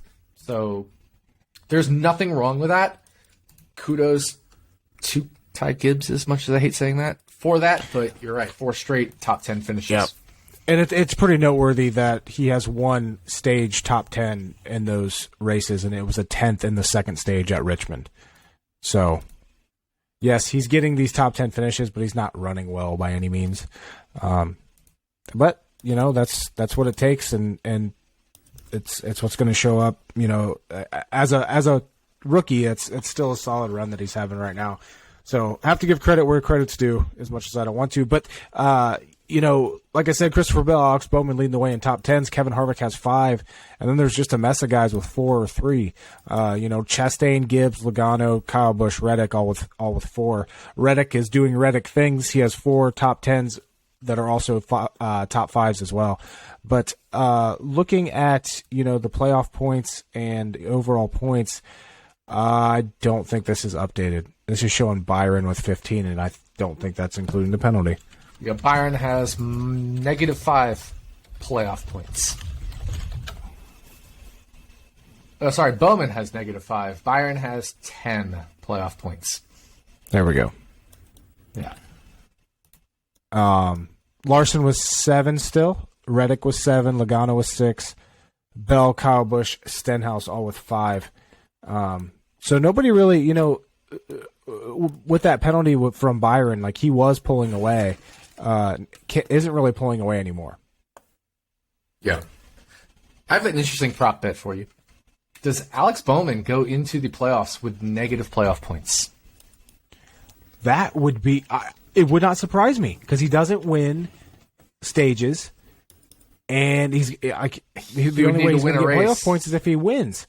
That would be interesting. That's a fun prop bet. And I guess we should set it either plus or minus like a half or negative a half, for the true line. Let's say, I mean, it's basically, does he win a race? So that would be negative half. But does he win a race on a stage would be plus a half. So I'm going to set it at plus half a playoff point, over or under. What we also have to consider, though, is do they get another penalty? Which I wouldn't be out of this world for them to get another penalty. Okay, yeah. This is officially what I'm rooting for. You remember last year I was rooting for so many different winners in the playoffs that we had. Someone got kicked out even though they won. I am now rooting for Alex Bowman to go into the playoffs with negative playoff points and still have the best average finish in the series, because right now he has the best average finish in the series. Yes. That would make my year. That would be incredible. And he would, based off of what we've had so far this year with winners, we've got 1, 2, 3, 4, 5, 6 different winners in 7 races, if my math is correct. Yeah. 6 different winners in 7 and 8 races. Yeah. So my math wasn't correct. But we're on pace for another year where Ross Chastain hasn't won a race. Kevin Harvick hasn't won a race. Martin Truex Jr. hasn't won a race. Ryan Blaney hasn't won a race. Alex Bowman obviously hasn't run a race. Denny Hamlin hasn't won a race. So those are all like the heavy hitters. And then there's guys like Daniel Suarez, Ty Gibbs, Eric Jones, Bubba Wallace, all guys, Austin Dillon, guys that won races last year that could always sneak one in. Keselowski. Keselowski didn't win a race last year, but he's sitting 9th in the standings right now. Absolutely could win a race. Chase Buescher, Briscoe. Cindric. Yeah. Yep. Buescher. So Cindric won a race last year. So, we're in another situation here where it's setting up to be a very interesting playoff scenario, especially with these Hendrick penalties. I think it would be the first time ever. I'd have to go back and look because I just thought of this, but if Bowman makes the playoffs and he has negative playoff points, I think it'd be the first time that ever happens. I think it would be negative playoff points starting the playoffs. I feel like that'd be pretty noteworthy if it happened before, and man, that'd be awesome. I am so rooting for that. That would be just so good. But any other takeaways you have from the standings or the dirt race before we get into crunching numbers for Martinsville? No, I mean, it's the dirt race. I don't think it has too much of an impact on the rest of the season. But, Ricky Stenhouse Jr. sitting there, not 13th in the standings, another fourth place finish for him. He has 3 top 7 finishes this year, which I think for him is a great start to the year. Obviously, he won the Daytona 500, but last year, looking at his top 7 finishes, he had 2. So he's already topped last year's top 7 finishes. Yeah, he's actually ran really, really well because 19th or better in 6 of the 8 races. He had that issue at Richmond, but he had he was making good time at Richmond. He could have easily pulled off a top 10 in that race. His only real clunker was his best track at Vegas. I don't remember what happened there, but they just weren't that great. But every other race, Stenhouse has been, I wouldn't say great, but definitely overperforming what we're used to with him. Yeah, for sure. And once again, all going off of that, the Front Row Motorsports guys, I can't stop talking about those guys. Yep. So last year, Ricky Stenhouse Jr., after 8 races, had 111 points and was 28th in the standings. Now he has 194 points, nearly double. That's massive, yeah. And is 13th in the standings. So just goes to show after 8 races how much better he has done this year. But that's the only other thing I kind of wanted to throw out there was Stenhouse has had big improvement from last year. And even in the races where he didn't do as well as last year, they've been close. 21st at Vegas last year, 24th this year. 10th at Auto Club last year, 12th this year. The only bad one was Richmond, but he was running really well before shit hit the fan through no fault of his own as well there. Mm-hmm. Yeah. Going back to the front row guys, obviously Mike McDowell had a great year last year. Gilliland was, he showed flashes here and there, but, Gilliland came into the season and he learned that he was going to be splitting time in that 38. He went over to Rick Ware Racing for the Phoenix race earlier this year. Since then, he has not finished worse than 15th. And I understand there's a lot that goes into that. There's some luck. But fact of the matter is 15th at Atlanta, 10th at Coda, 15th at Richmond, and now 8th at Bristol Dirt. Just it's awesome to see Gilly Gang run like that. And McDowell, we talked about him extensively last year. He was one of my favorite drivers last year. Once again, he's doing the exact same thing. His average finish this year is 16.8. It's right where he was last year. And, since Phoenix, he was 13th at Phoenix, which he sucked at Phoenix. He was so bad at Phoenix. That was a very good run for him. 21st at Atlanta, 12th at Coda, 6th at Richmond, another trick that he has been awful at, and then 11th at Bristol Dirt. So, just like, our guest, Stephen Mallozzi, we're always rooting for these underdog drivers to do well, and it's awesome to see an organization like Front Row Motorsports continue to do well week in and week out, whether luck's involved or not. They're getting the finishes, and that's all that matters. Yep, definitely. So, it's not quite what we saw last year with the parity of the next-gen car, but it's still very close. Still getting all these very strong finishes by some of these underdog teams. So it's another interesting, fun year where we have in store. I mean, Todd Gilliland, like you said, 4 straight top 15 finishes, but he's still 23rd in the standings. Stage points, I think, are going to be a huge factor. Like, look at Ricky Stenhouse Jr. again, 13th in the standings, but he only has 13 stage points. If he had 33 stage points, right, 20 more stage points, which is what Ryan Blaney has, he'd be ahead of Ryan Blaney in the points. He'd be 10th in the standings instead of 13th. So stage points are going to start mattering, especially if more drivers rack up wins. Ricky Stenhouse Jr. ain't safe yet. So he needs to grab some extra stage points here, I think, is what I think their main goal is. If they don't have a race-winning car, they need to start focusing on some stage points and balancing stage points with finishes, in my opinion. Mm-hmm. Yeah, that's for sure. It's definitely going to be interesting to see, if we get – I don't think we're going to get a surprise winner here at Martinsville, but there's definitely some opportunities coming up. I mean, Talladega's coming up, I think, next. I think it's the next race. We could very easily get, 8 different winners here early on in the season. And we could get an eighth different winner this week. Ryan Blaney's very good here. Chastain could win it. Even Truex or somebody. Joey Logano's already won, but Hamlin. There's some Denny Hamlin can win this race. Bowman, yeah. There's drivers that can win this for sure. Absolutely. But yeah, that's gonna launch us into talking about Martinsville now, because you and I both like Martinsville. Yes. I think it's an awesome race. I didn't realize, and I forgot, that the first race last year and then this race as well is only 400 laps. I'm so used to Martinsville being 500 laps, like it's just like stuck in my head.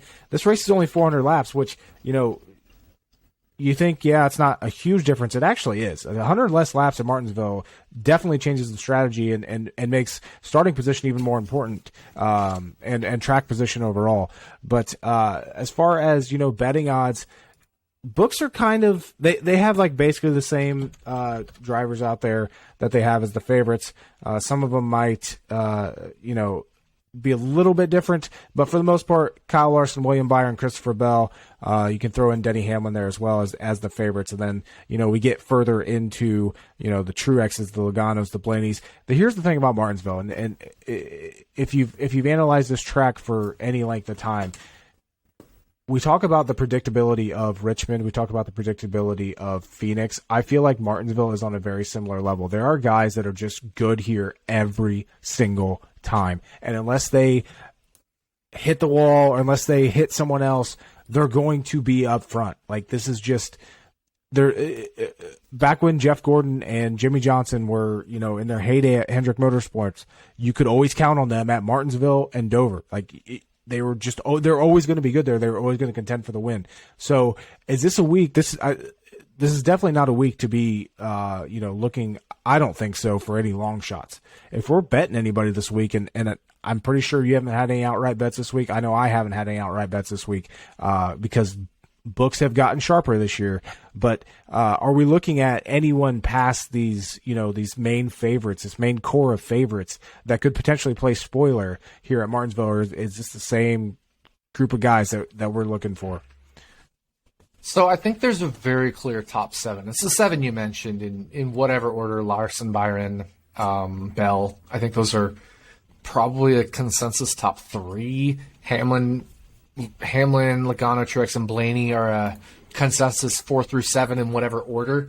You could argue Hamlin maybe in that top 4 rather than the 4 through 7. So, but the whole point is I think there's a consensus top 7. But after that, it gets a little murky. You've got Kyle Busch, Ross Chastain, Kevin Harvick, and Alex Bowman, I think, and maybe Tyler Reddick as the next 5 that you could throw into a top 12 in some order. So I did actually bet Kyle Busch 16-1 at Westgate when he actually opened at 14 there, I believe. Dropped to 16 as some other guys got bet. I know Ryan Preece got bet down. I know Josh Berry got bet down. And Westgate, being the good book they are, Superbook, bumped Kyle Busch from 14 to 16. So I took him 16-1 there. Kyle Busch has 2 wins since he broke his leg at Martinsville and came back in the 2015 race.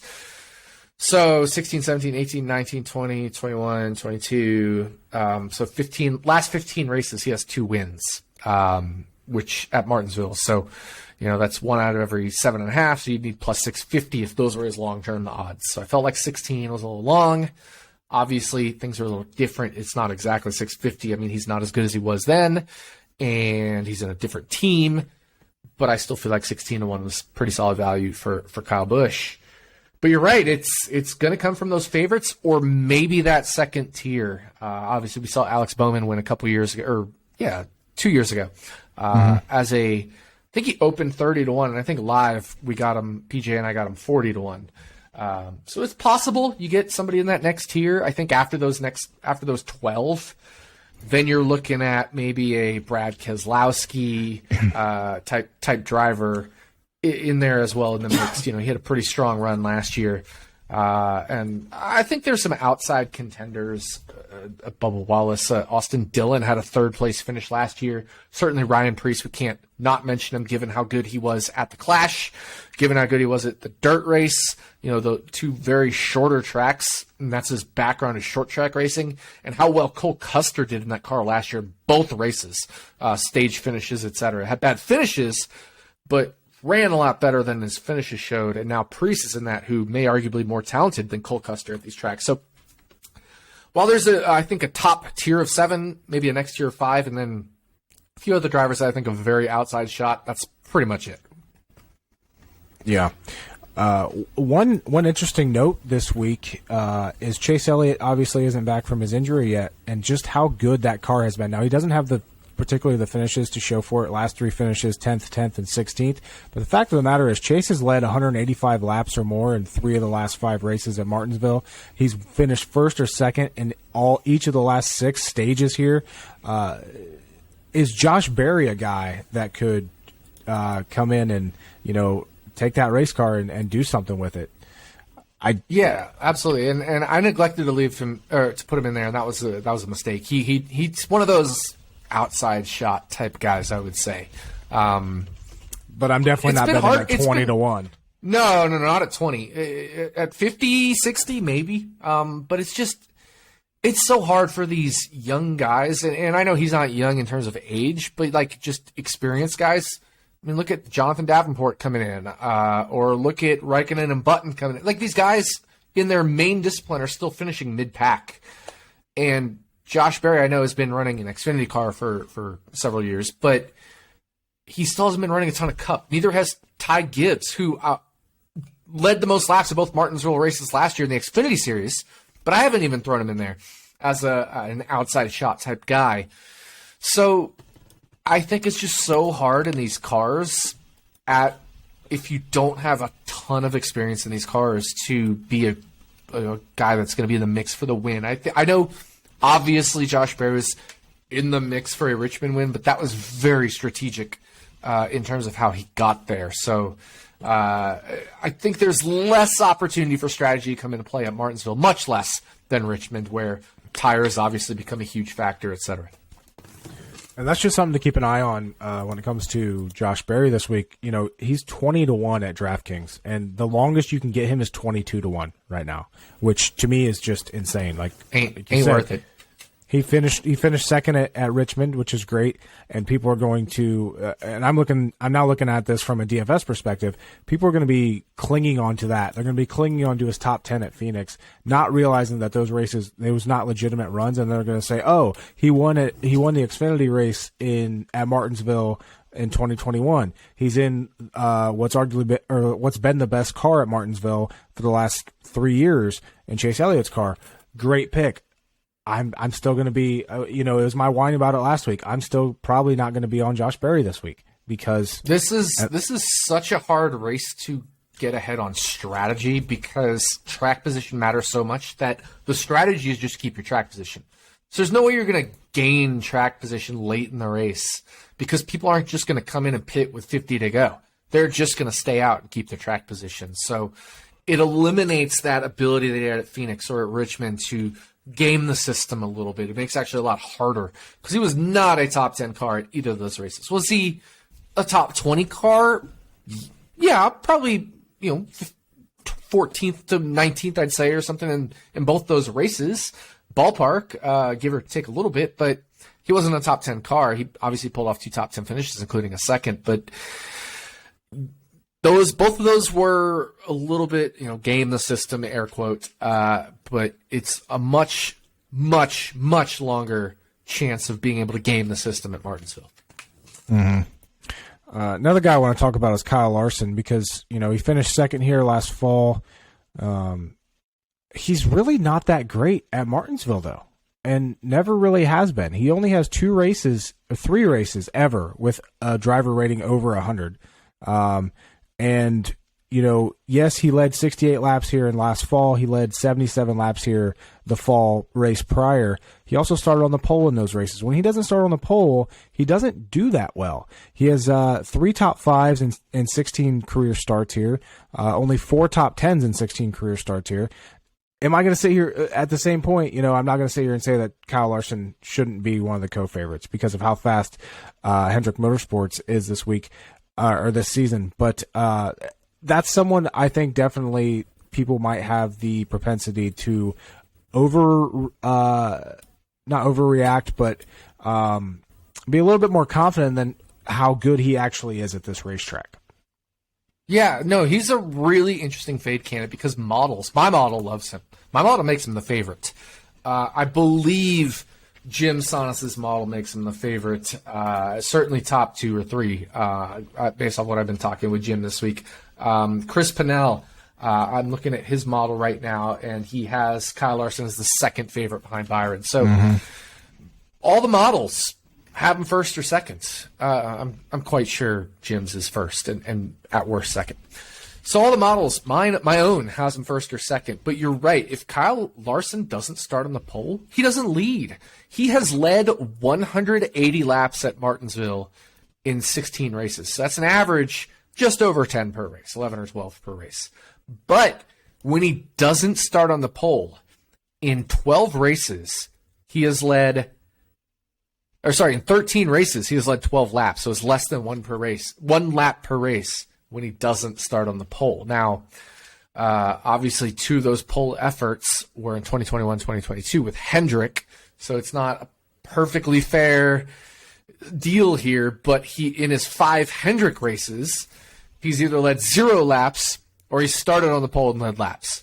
So, I should say 4 Hendrick races. He's either led 0 laps, not starting on the pole. That includes an 8th and a 19th place start, or he started on the pole and led an average of 72.5 laps, but still only finished an average of 8th place in those 2 races he started on pole, finished an average of 12th place in those 2 races he did not start on pole. 2 top 5s in 4 races with Hendrick, so certainly is a top 5 contender.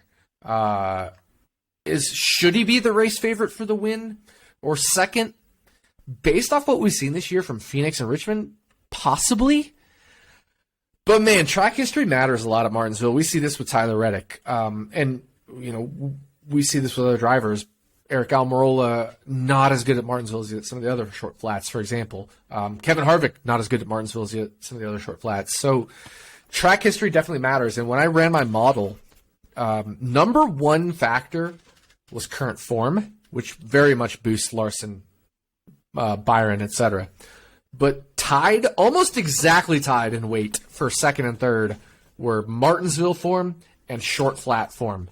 So it depends on, if short flat form ends up playing out to be better, then yeah, Larson and Byron should be pretty heavily favored. But if Martinsville form ends up playing a little more, then it probably should be Byron favored, with Larson maybe in that 3rd or 4th or 5th place range, in my opinion. So potential fade opportunity on Kyle Larson here for sure.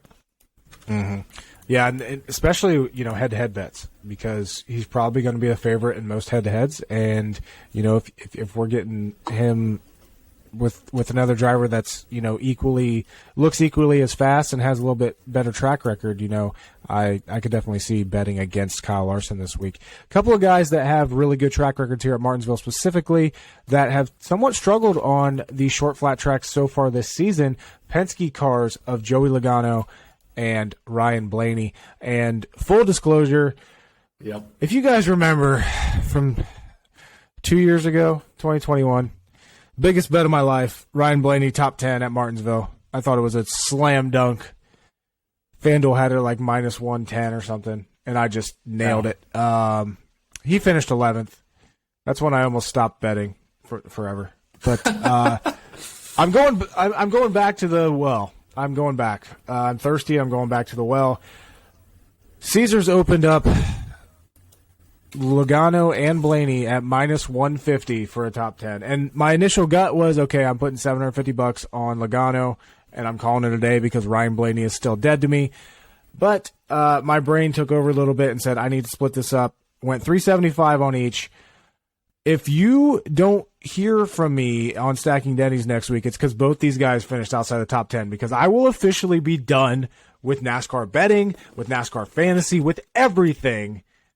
If both of these guys do not finish top 10, I'm saying it now. I am done. Absolutely done. But as I said, they both have very good track records here at Martinsville. Believe it or not, out of all current drivers, Ryan Blaney has the best average finish, even better than Jimmy Johnson. Ryan Blaney 9.7, Jimmy Johnson 9.9. Now, obviously, Johnson has 9 wins here. Blaney has 0, but Joey Logano, fourth best average finish at Martinsville, 11.5. Again, only 1 win, but these guys know how to get top 5s, top 10s at this racetrack. Typically run well, but like I said, Ryan Blaney and Joey Logano have not looked great on the tracks that they should be looking great on this year, which would be Phoenix and Richmond earlier this year, which has me concerned with these bets a little bit, but I couldn't pass up those minus 150. There was 0% chance I was passing those up, and thankfully I got in, because soon after I bet those, tracked them in the Action app. By the way, make sure you follow Nick and I on the Action app if you're not already. They moved. I think Blaney moved to minus 250. Logano moved to minus 200. So definitely, I'm confident in the bets, but at the same time, if Caesars would offer me a cash out right now and a guaranteed percentage profit, I'd probably take it. That's how I'm feeling about these bets right now, just because I have PTSD from Ryan Blaney's 11th place finish a couple years ago when I had him top 10. Yeah, I can't argue with those bets. I mean, if you look at their statistics, those guys have been just rock solid at Martinsville. And you say average finish, but I think the more important thing is to look at median finish, because that's right where 50% of your finishes are.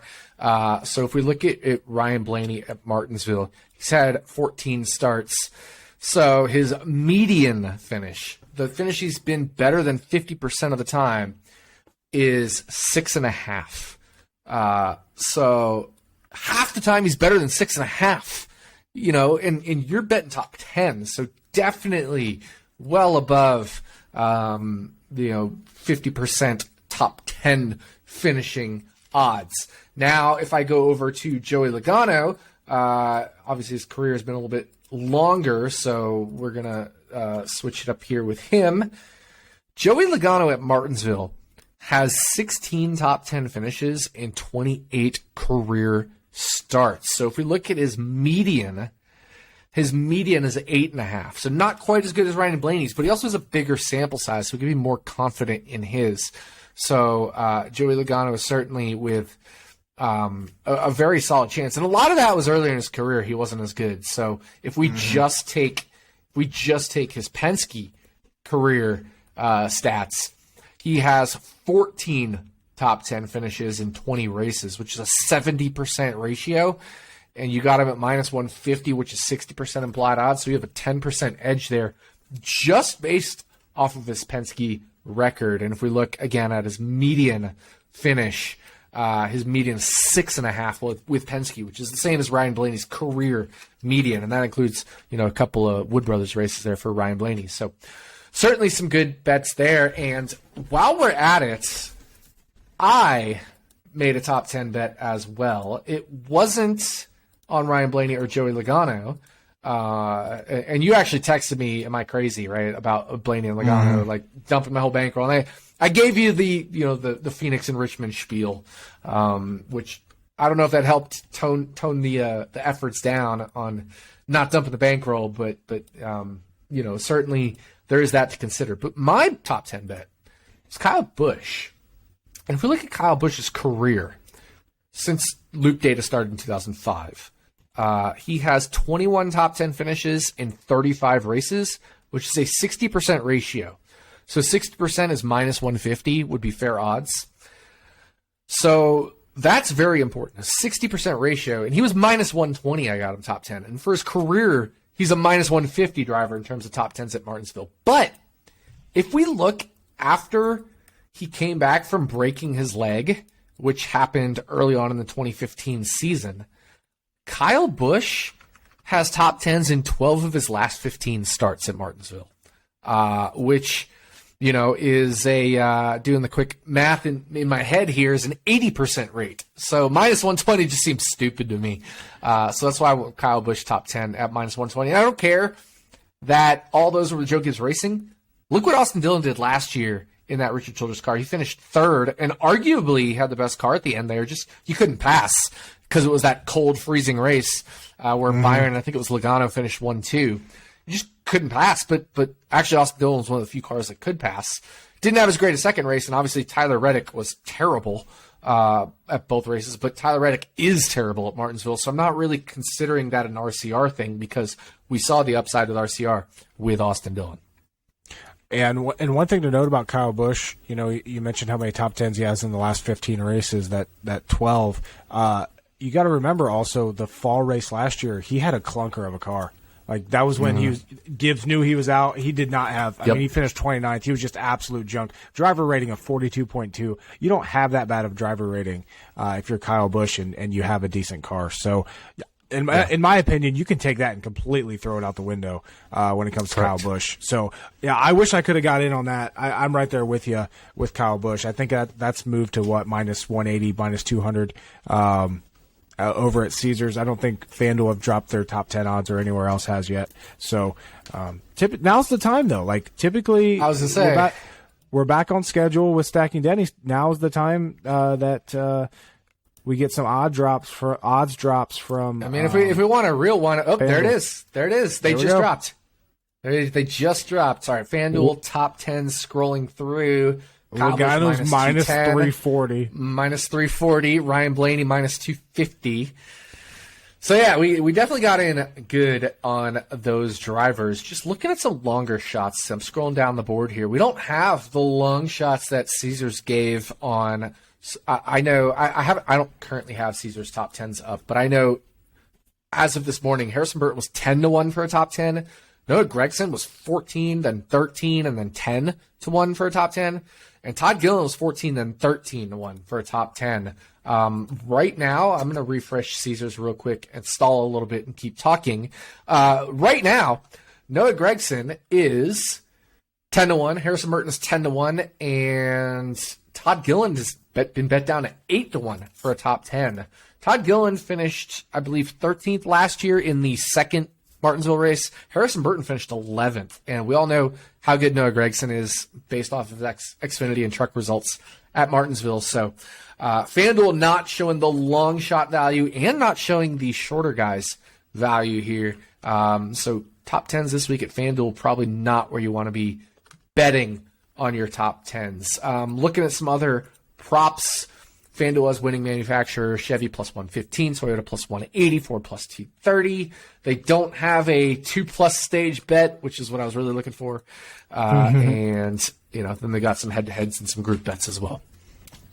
You know what's been intriguing to me all day? As just a pure long shot, Corey LaJoie, top 10, 22-1. I loved that. He was 28 earlier at FanDuel.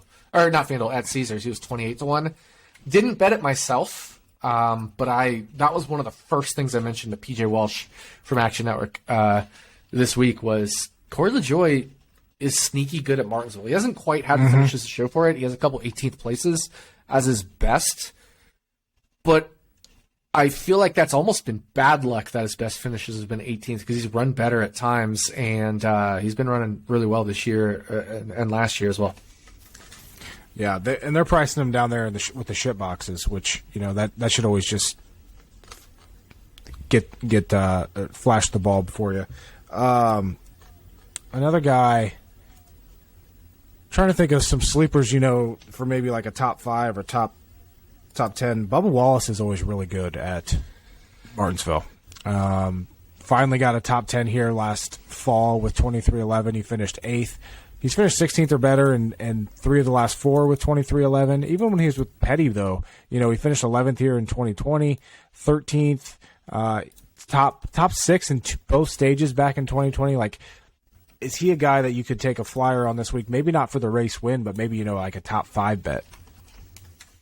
Yeah, possibly. And while you're mentioning Bubba Wallace, so real quick. He's I'll just also go through his top 10 odds. 340 at FanDuel, like you said, and 175 at Caesars.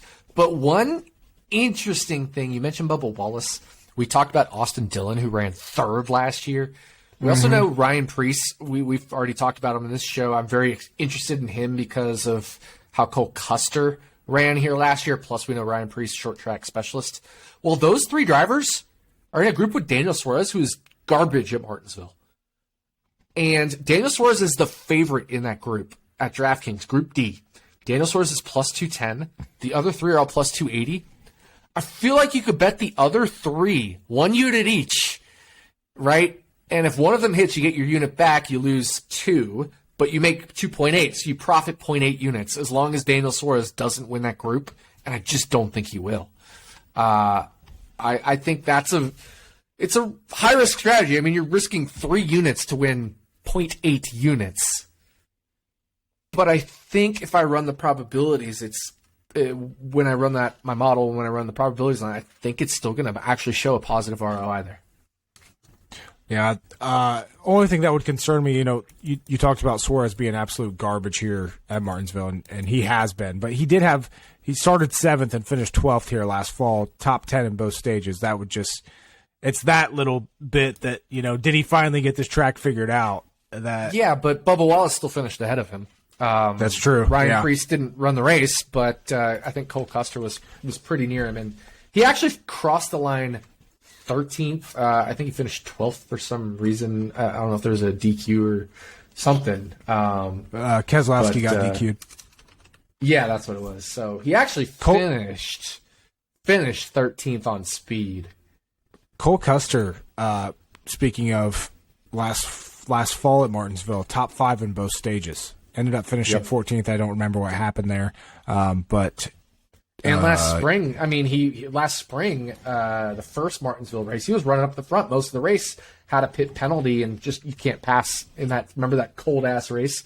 You just couldn't pass. But he finished 3rd and 5th in stage 1 and 2 in the first race, like you said, and then that second Martinsville race, he finished in the stages, 3rd and 4th. So, Ryan Preece, what if he does better with that car?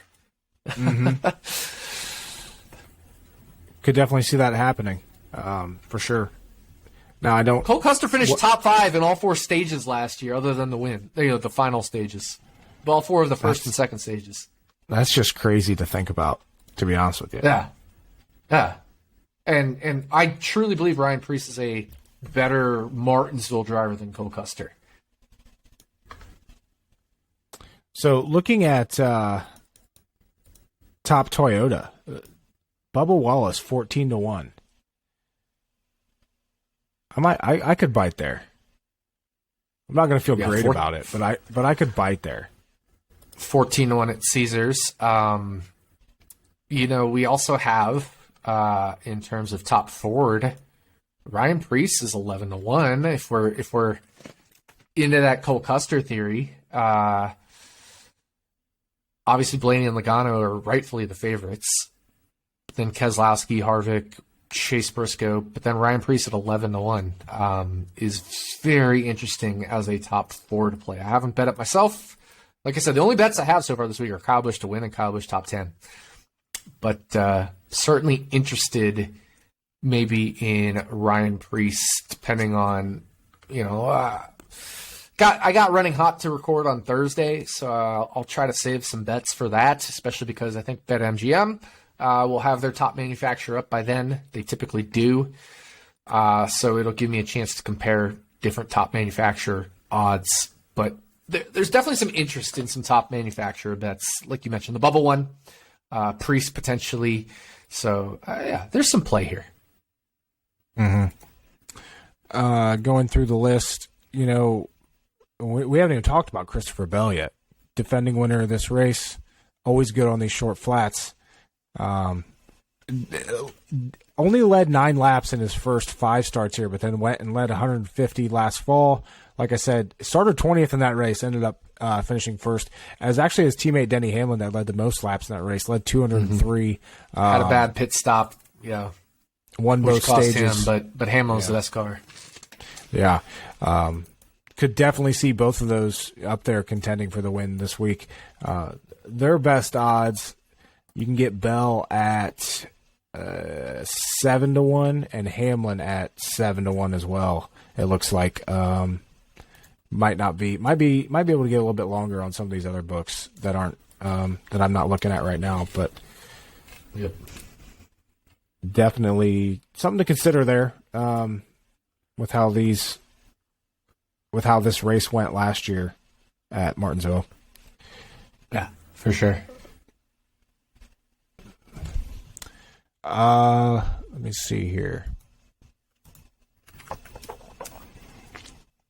How do we feel about a guy like Brad Keselowski, who's been running really strong in a lot of races, two-time winner here at Martinsville?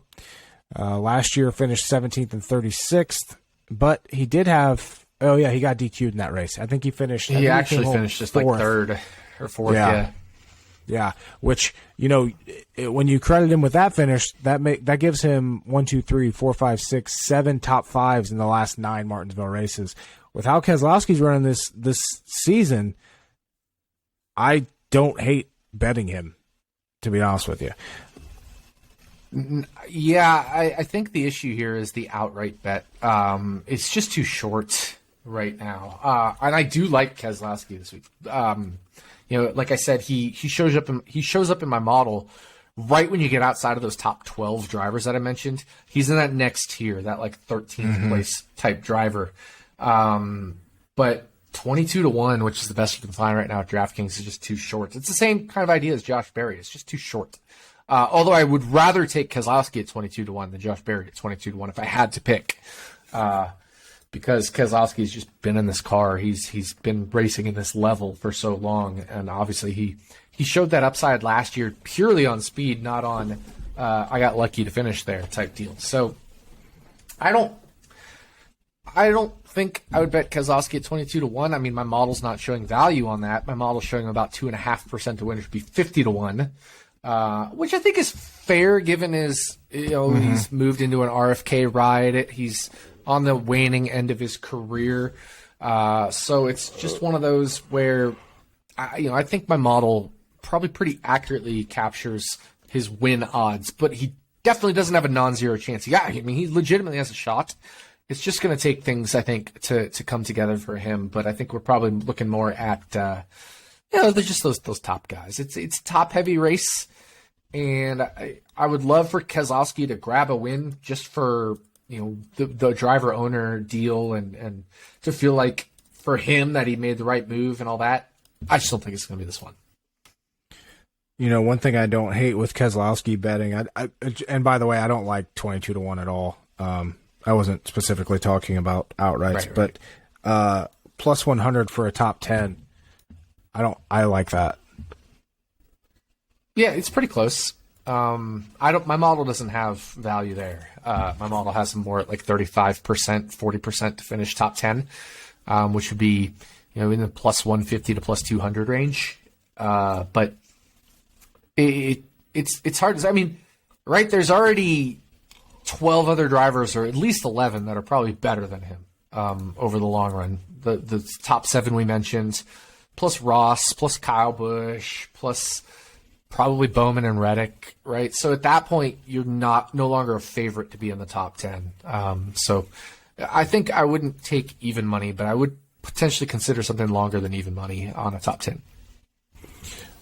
It's interesting you mentioned Reddick because his track record here is beyond bad. One top 10 finish and 8th in 2021. No other finish better than 16th. No driver rating better than 80.6.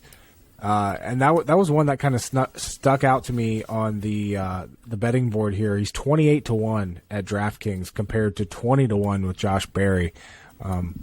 Is this finally the year that Tyler Reddick gets his place figured out? Because it seems like he's really struggling here. But we know how those Toyotas can do now that he's in that 2311 ride. We saw what Bubba Wallace can do. Could Tyler Reddick surprise some people and go against his track record here this weekend? Yeah, it's possible. I mean, so again, Martinsville, let's look at Kyle Larson in his first 7 starts at Martinsville, he had 1 top 10.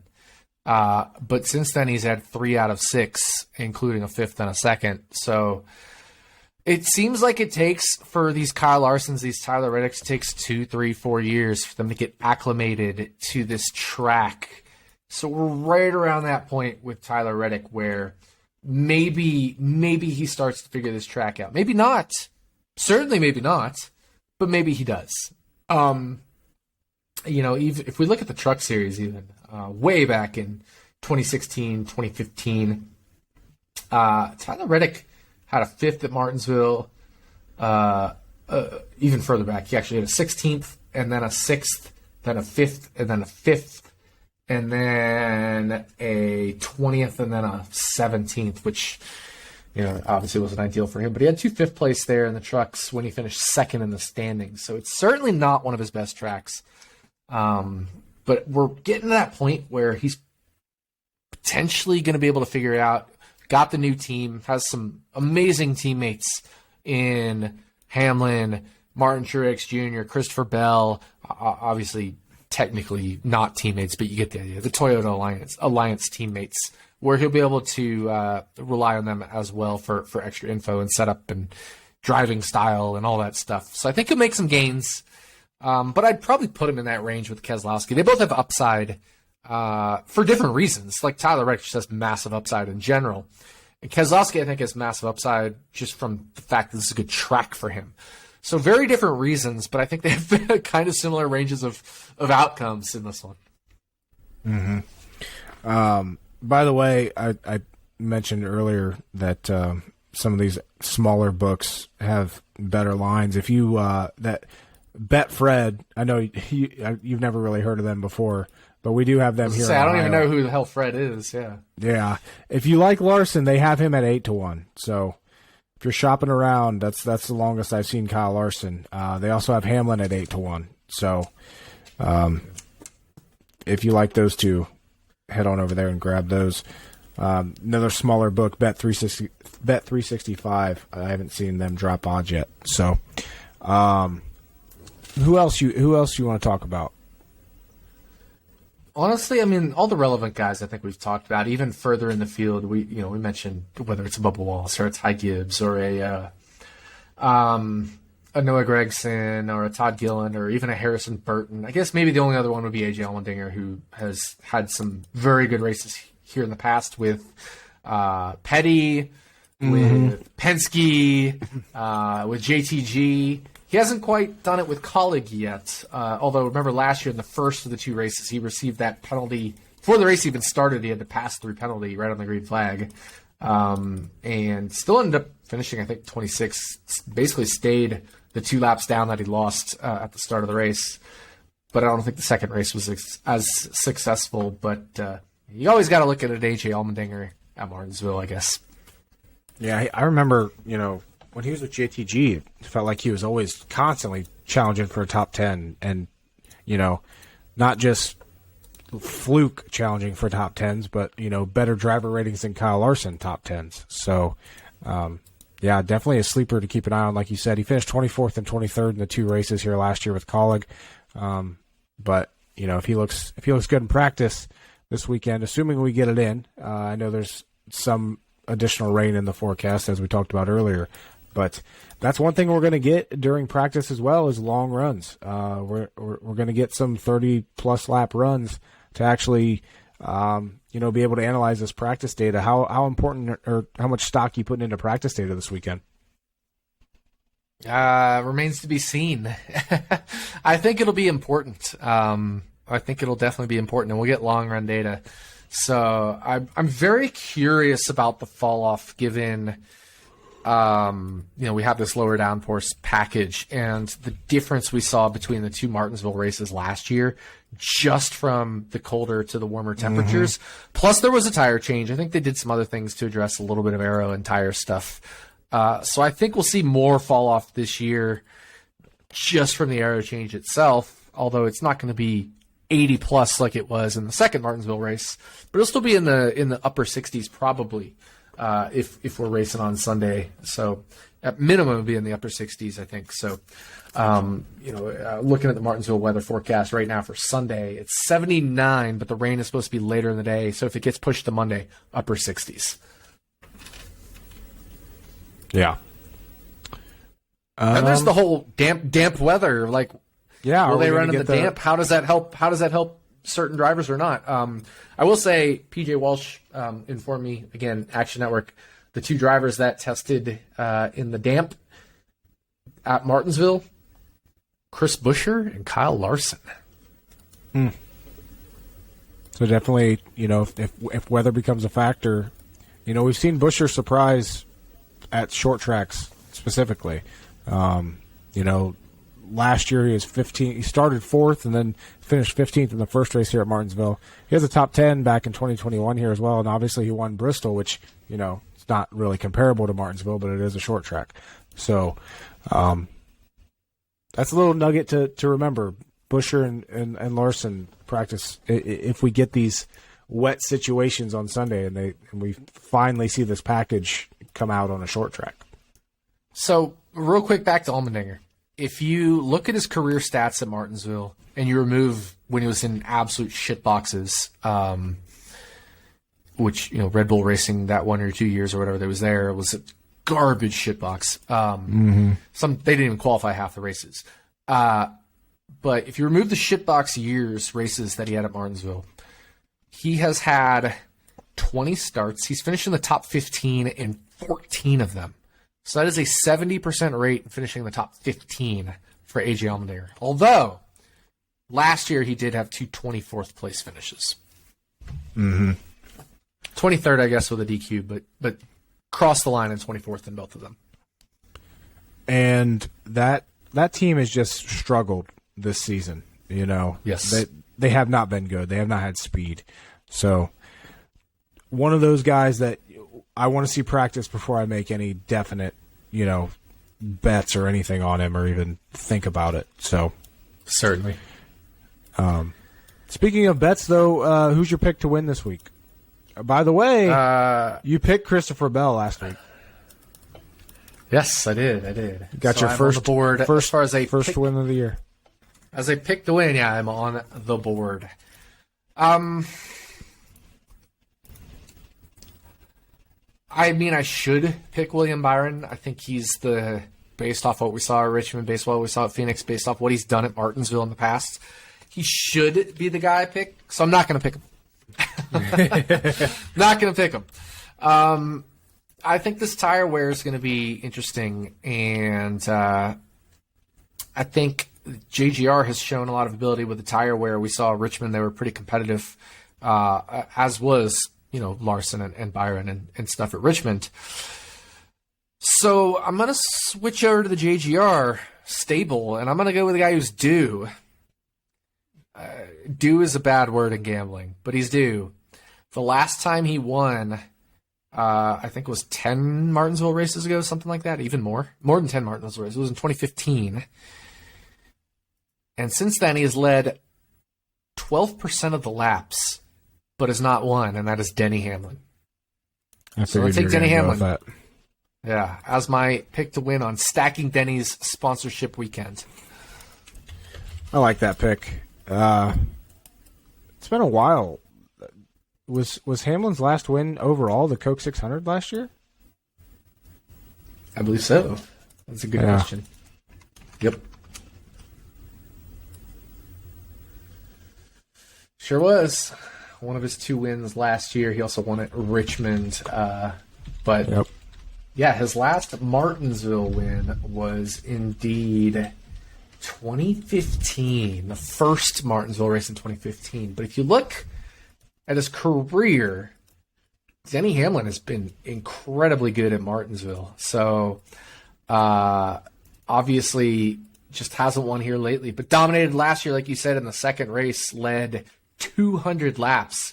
Had the car to beat, didn't get it done with the pit stops. But Denny Hamlin, a 5-time winner at Martinsville. Mm-hmm.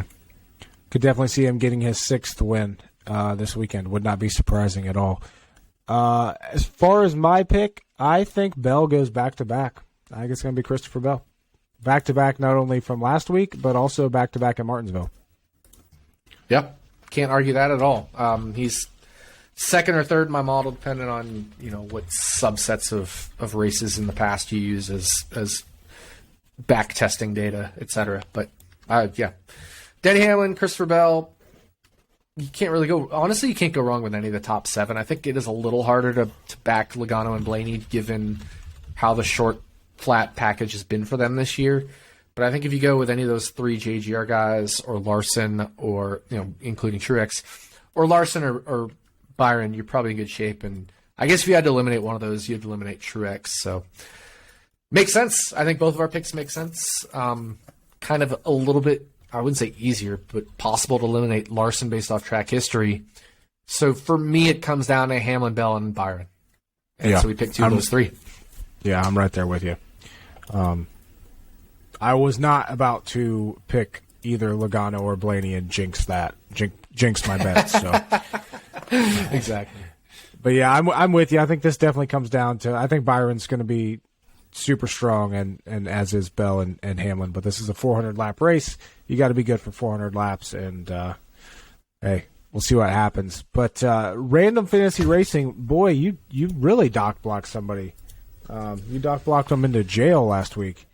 It's such a terrible situation.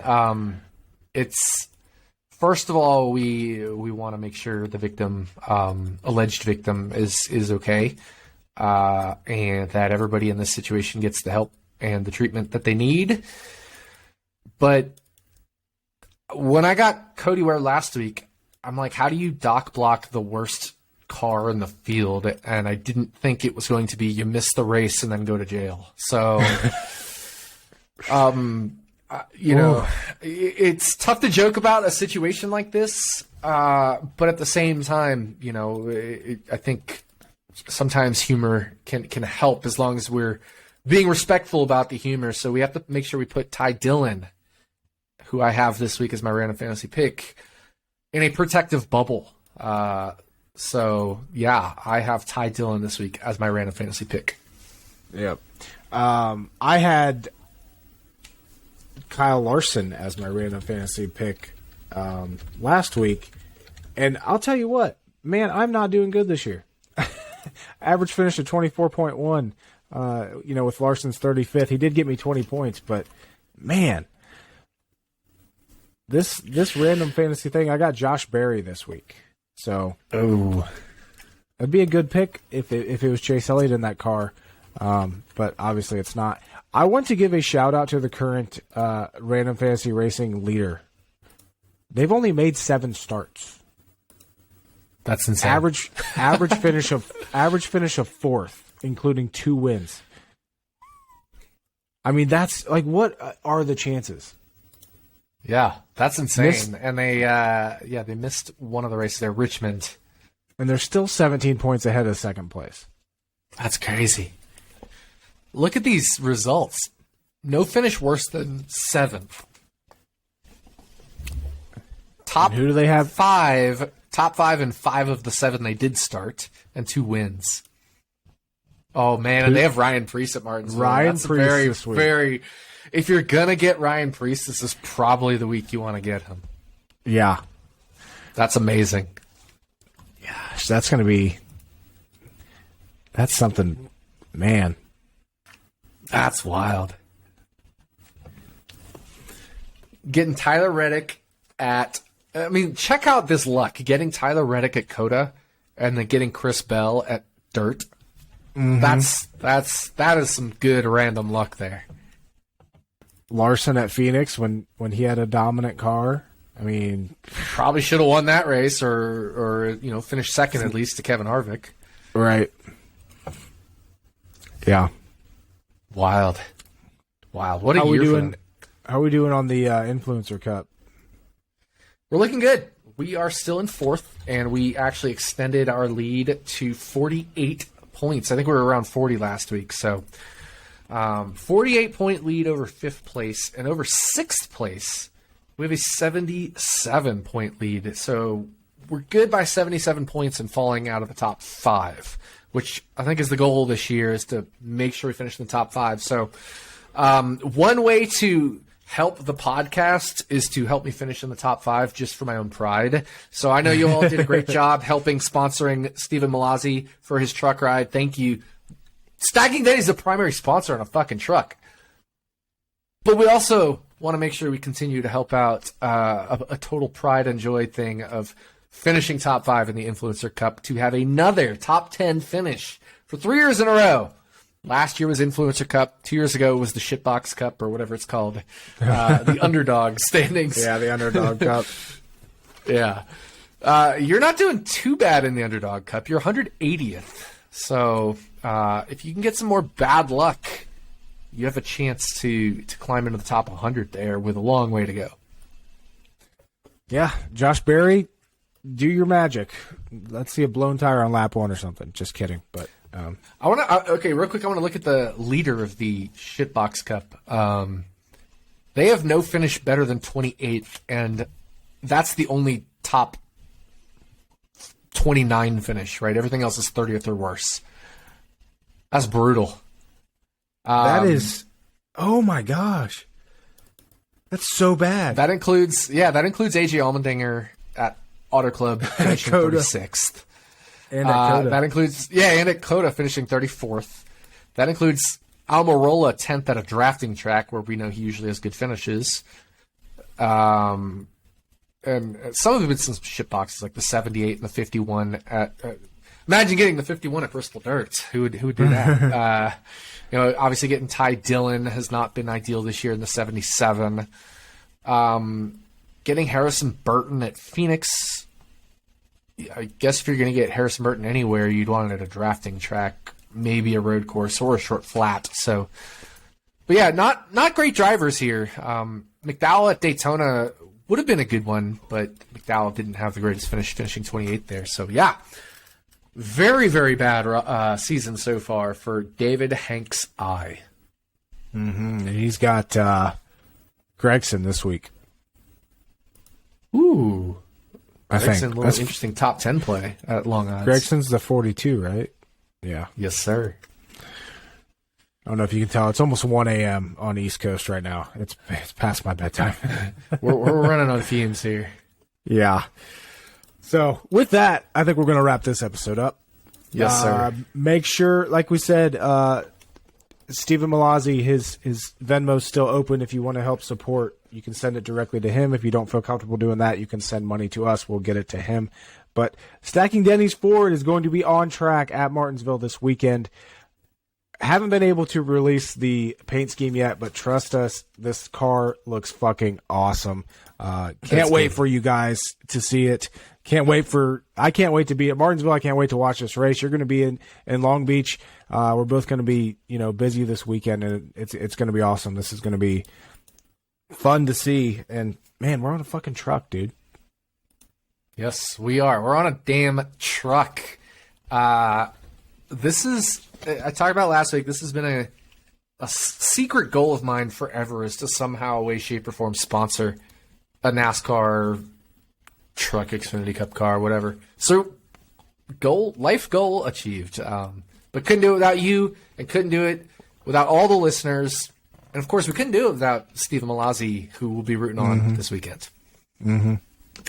Yeah, hopefully we'll see a good run. And, like he said, he just wants to survive, but, hopefully there's some speed there, and he does even better than that. But it's going to be fun either way.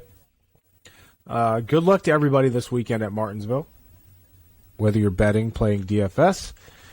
We will talk to you next week when we go over Talladega. Going back to super speedways next weekend, or the weekend after, and then Dover. So this is a good month of racing outside of Bristol Dirt.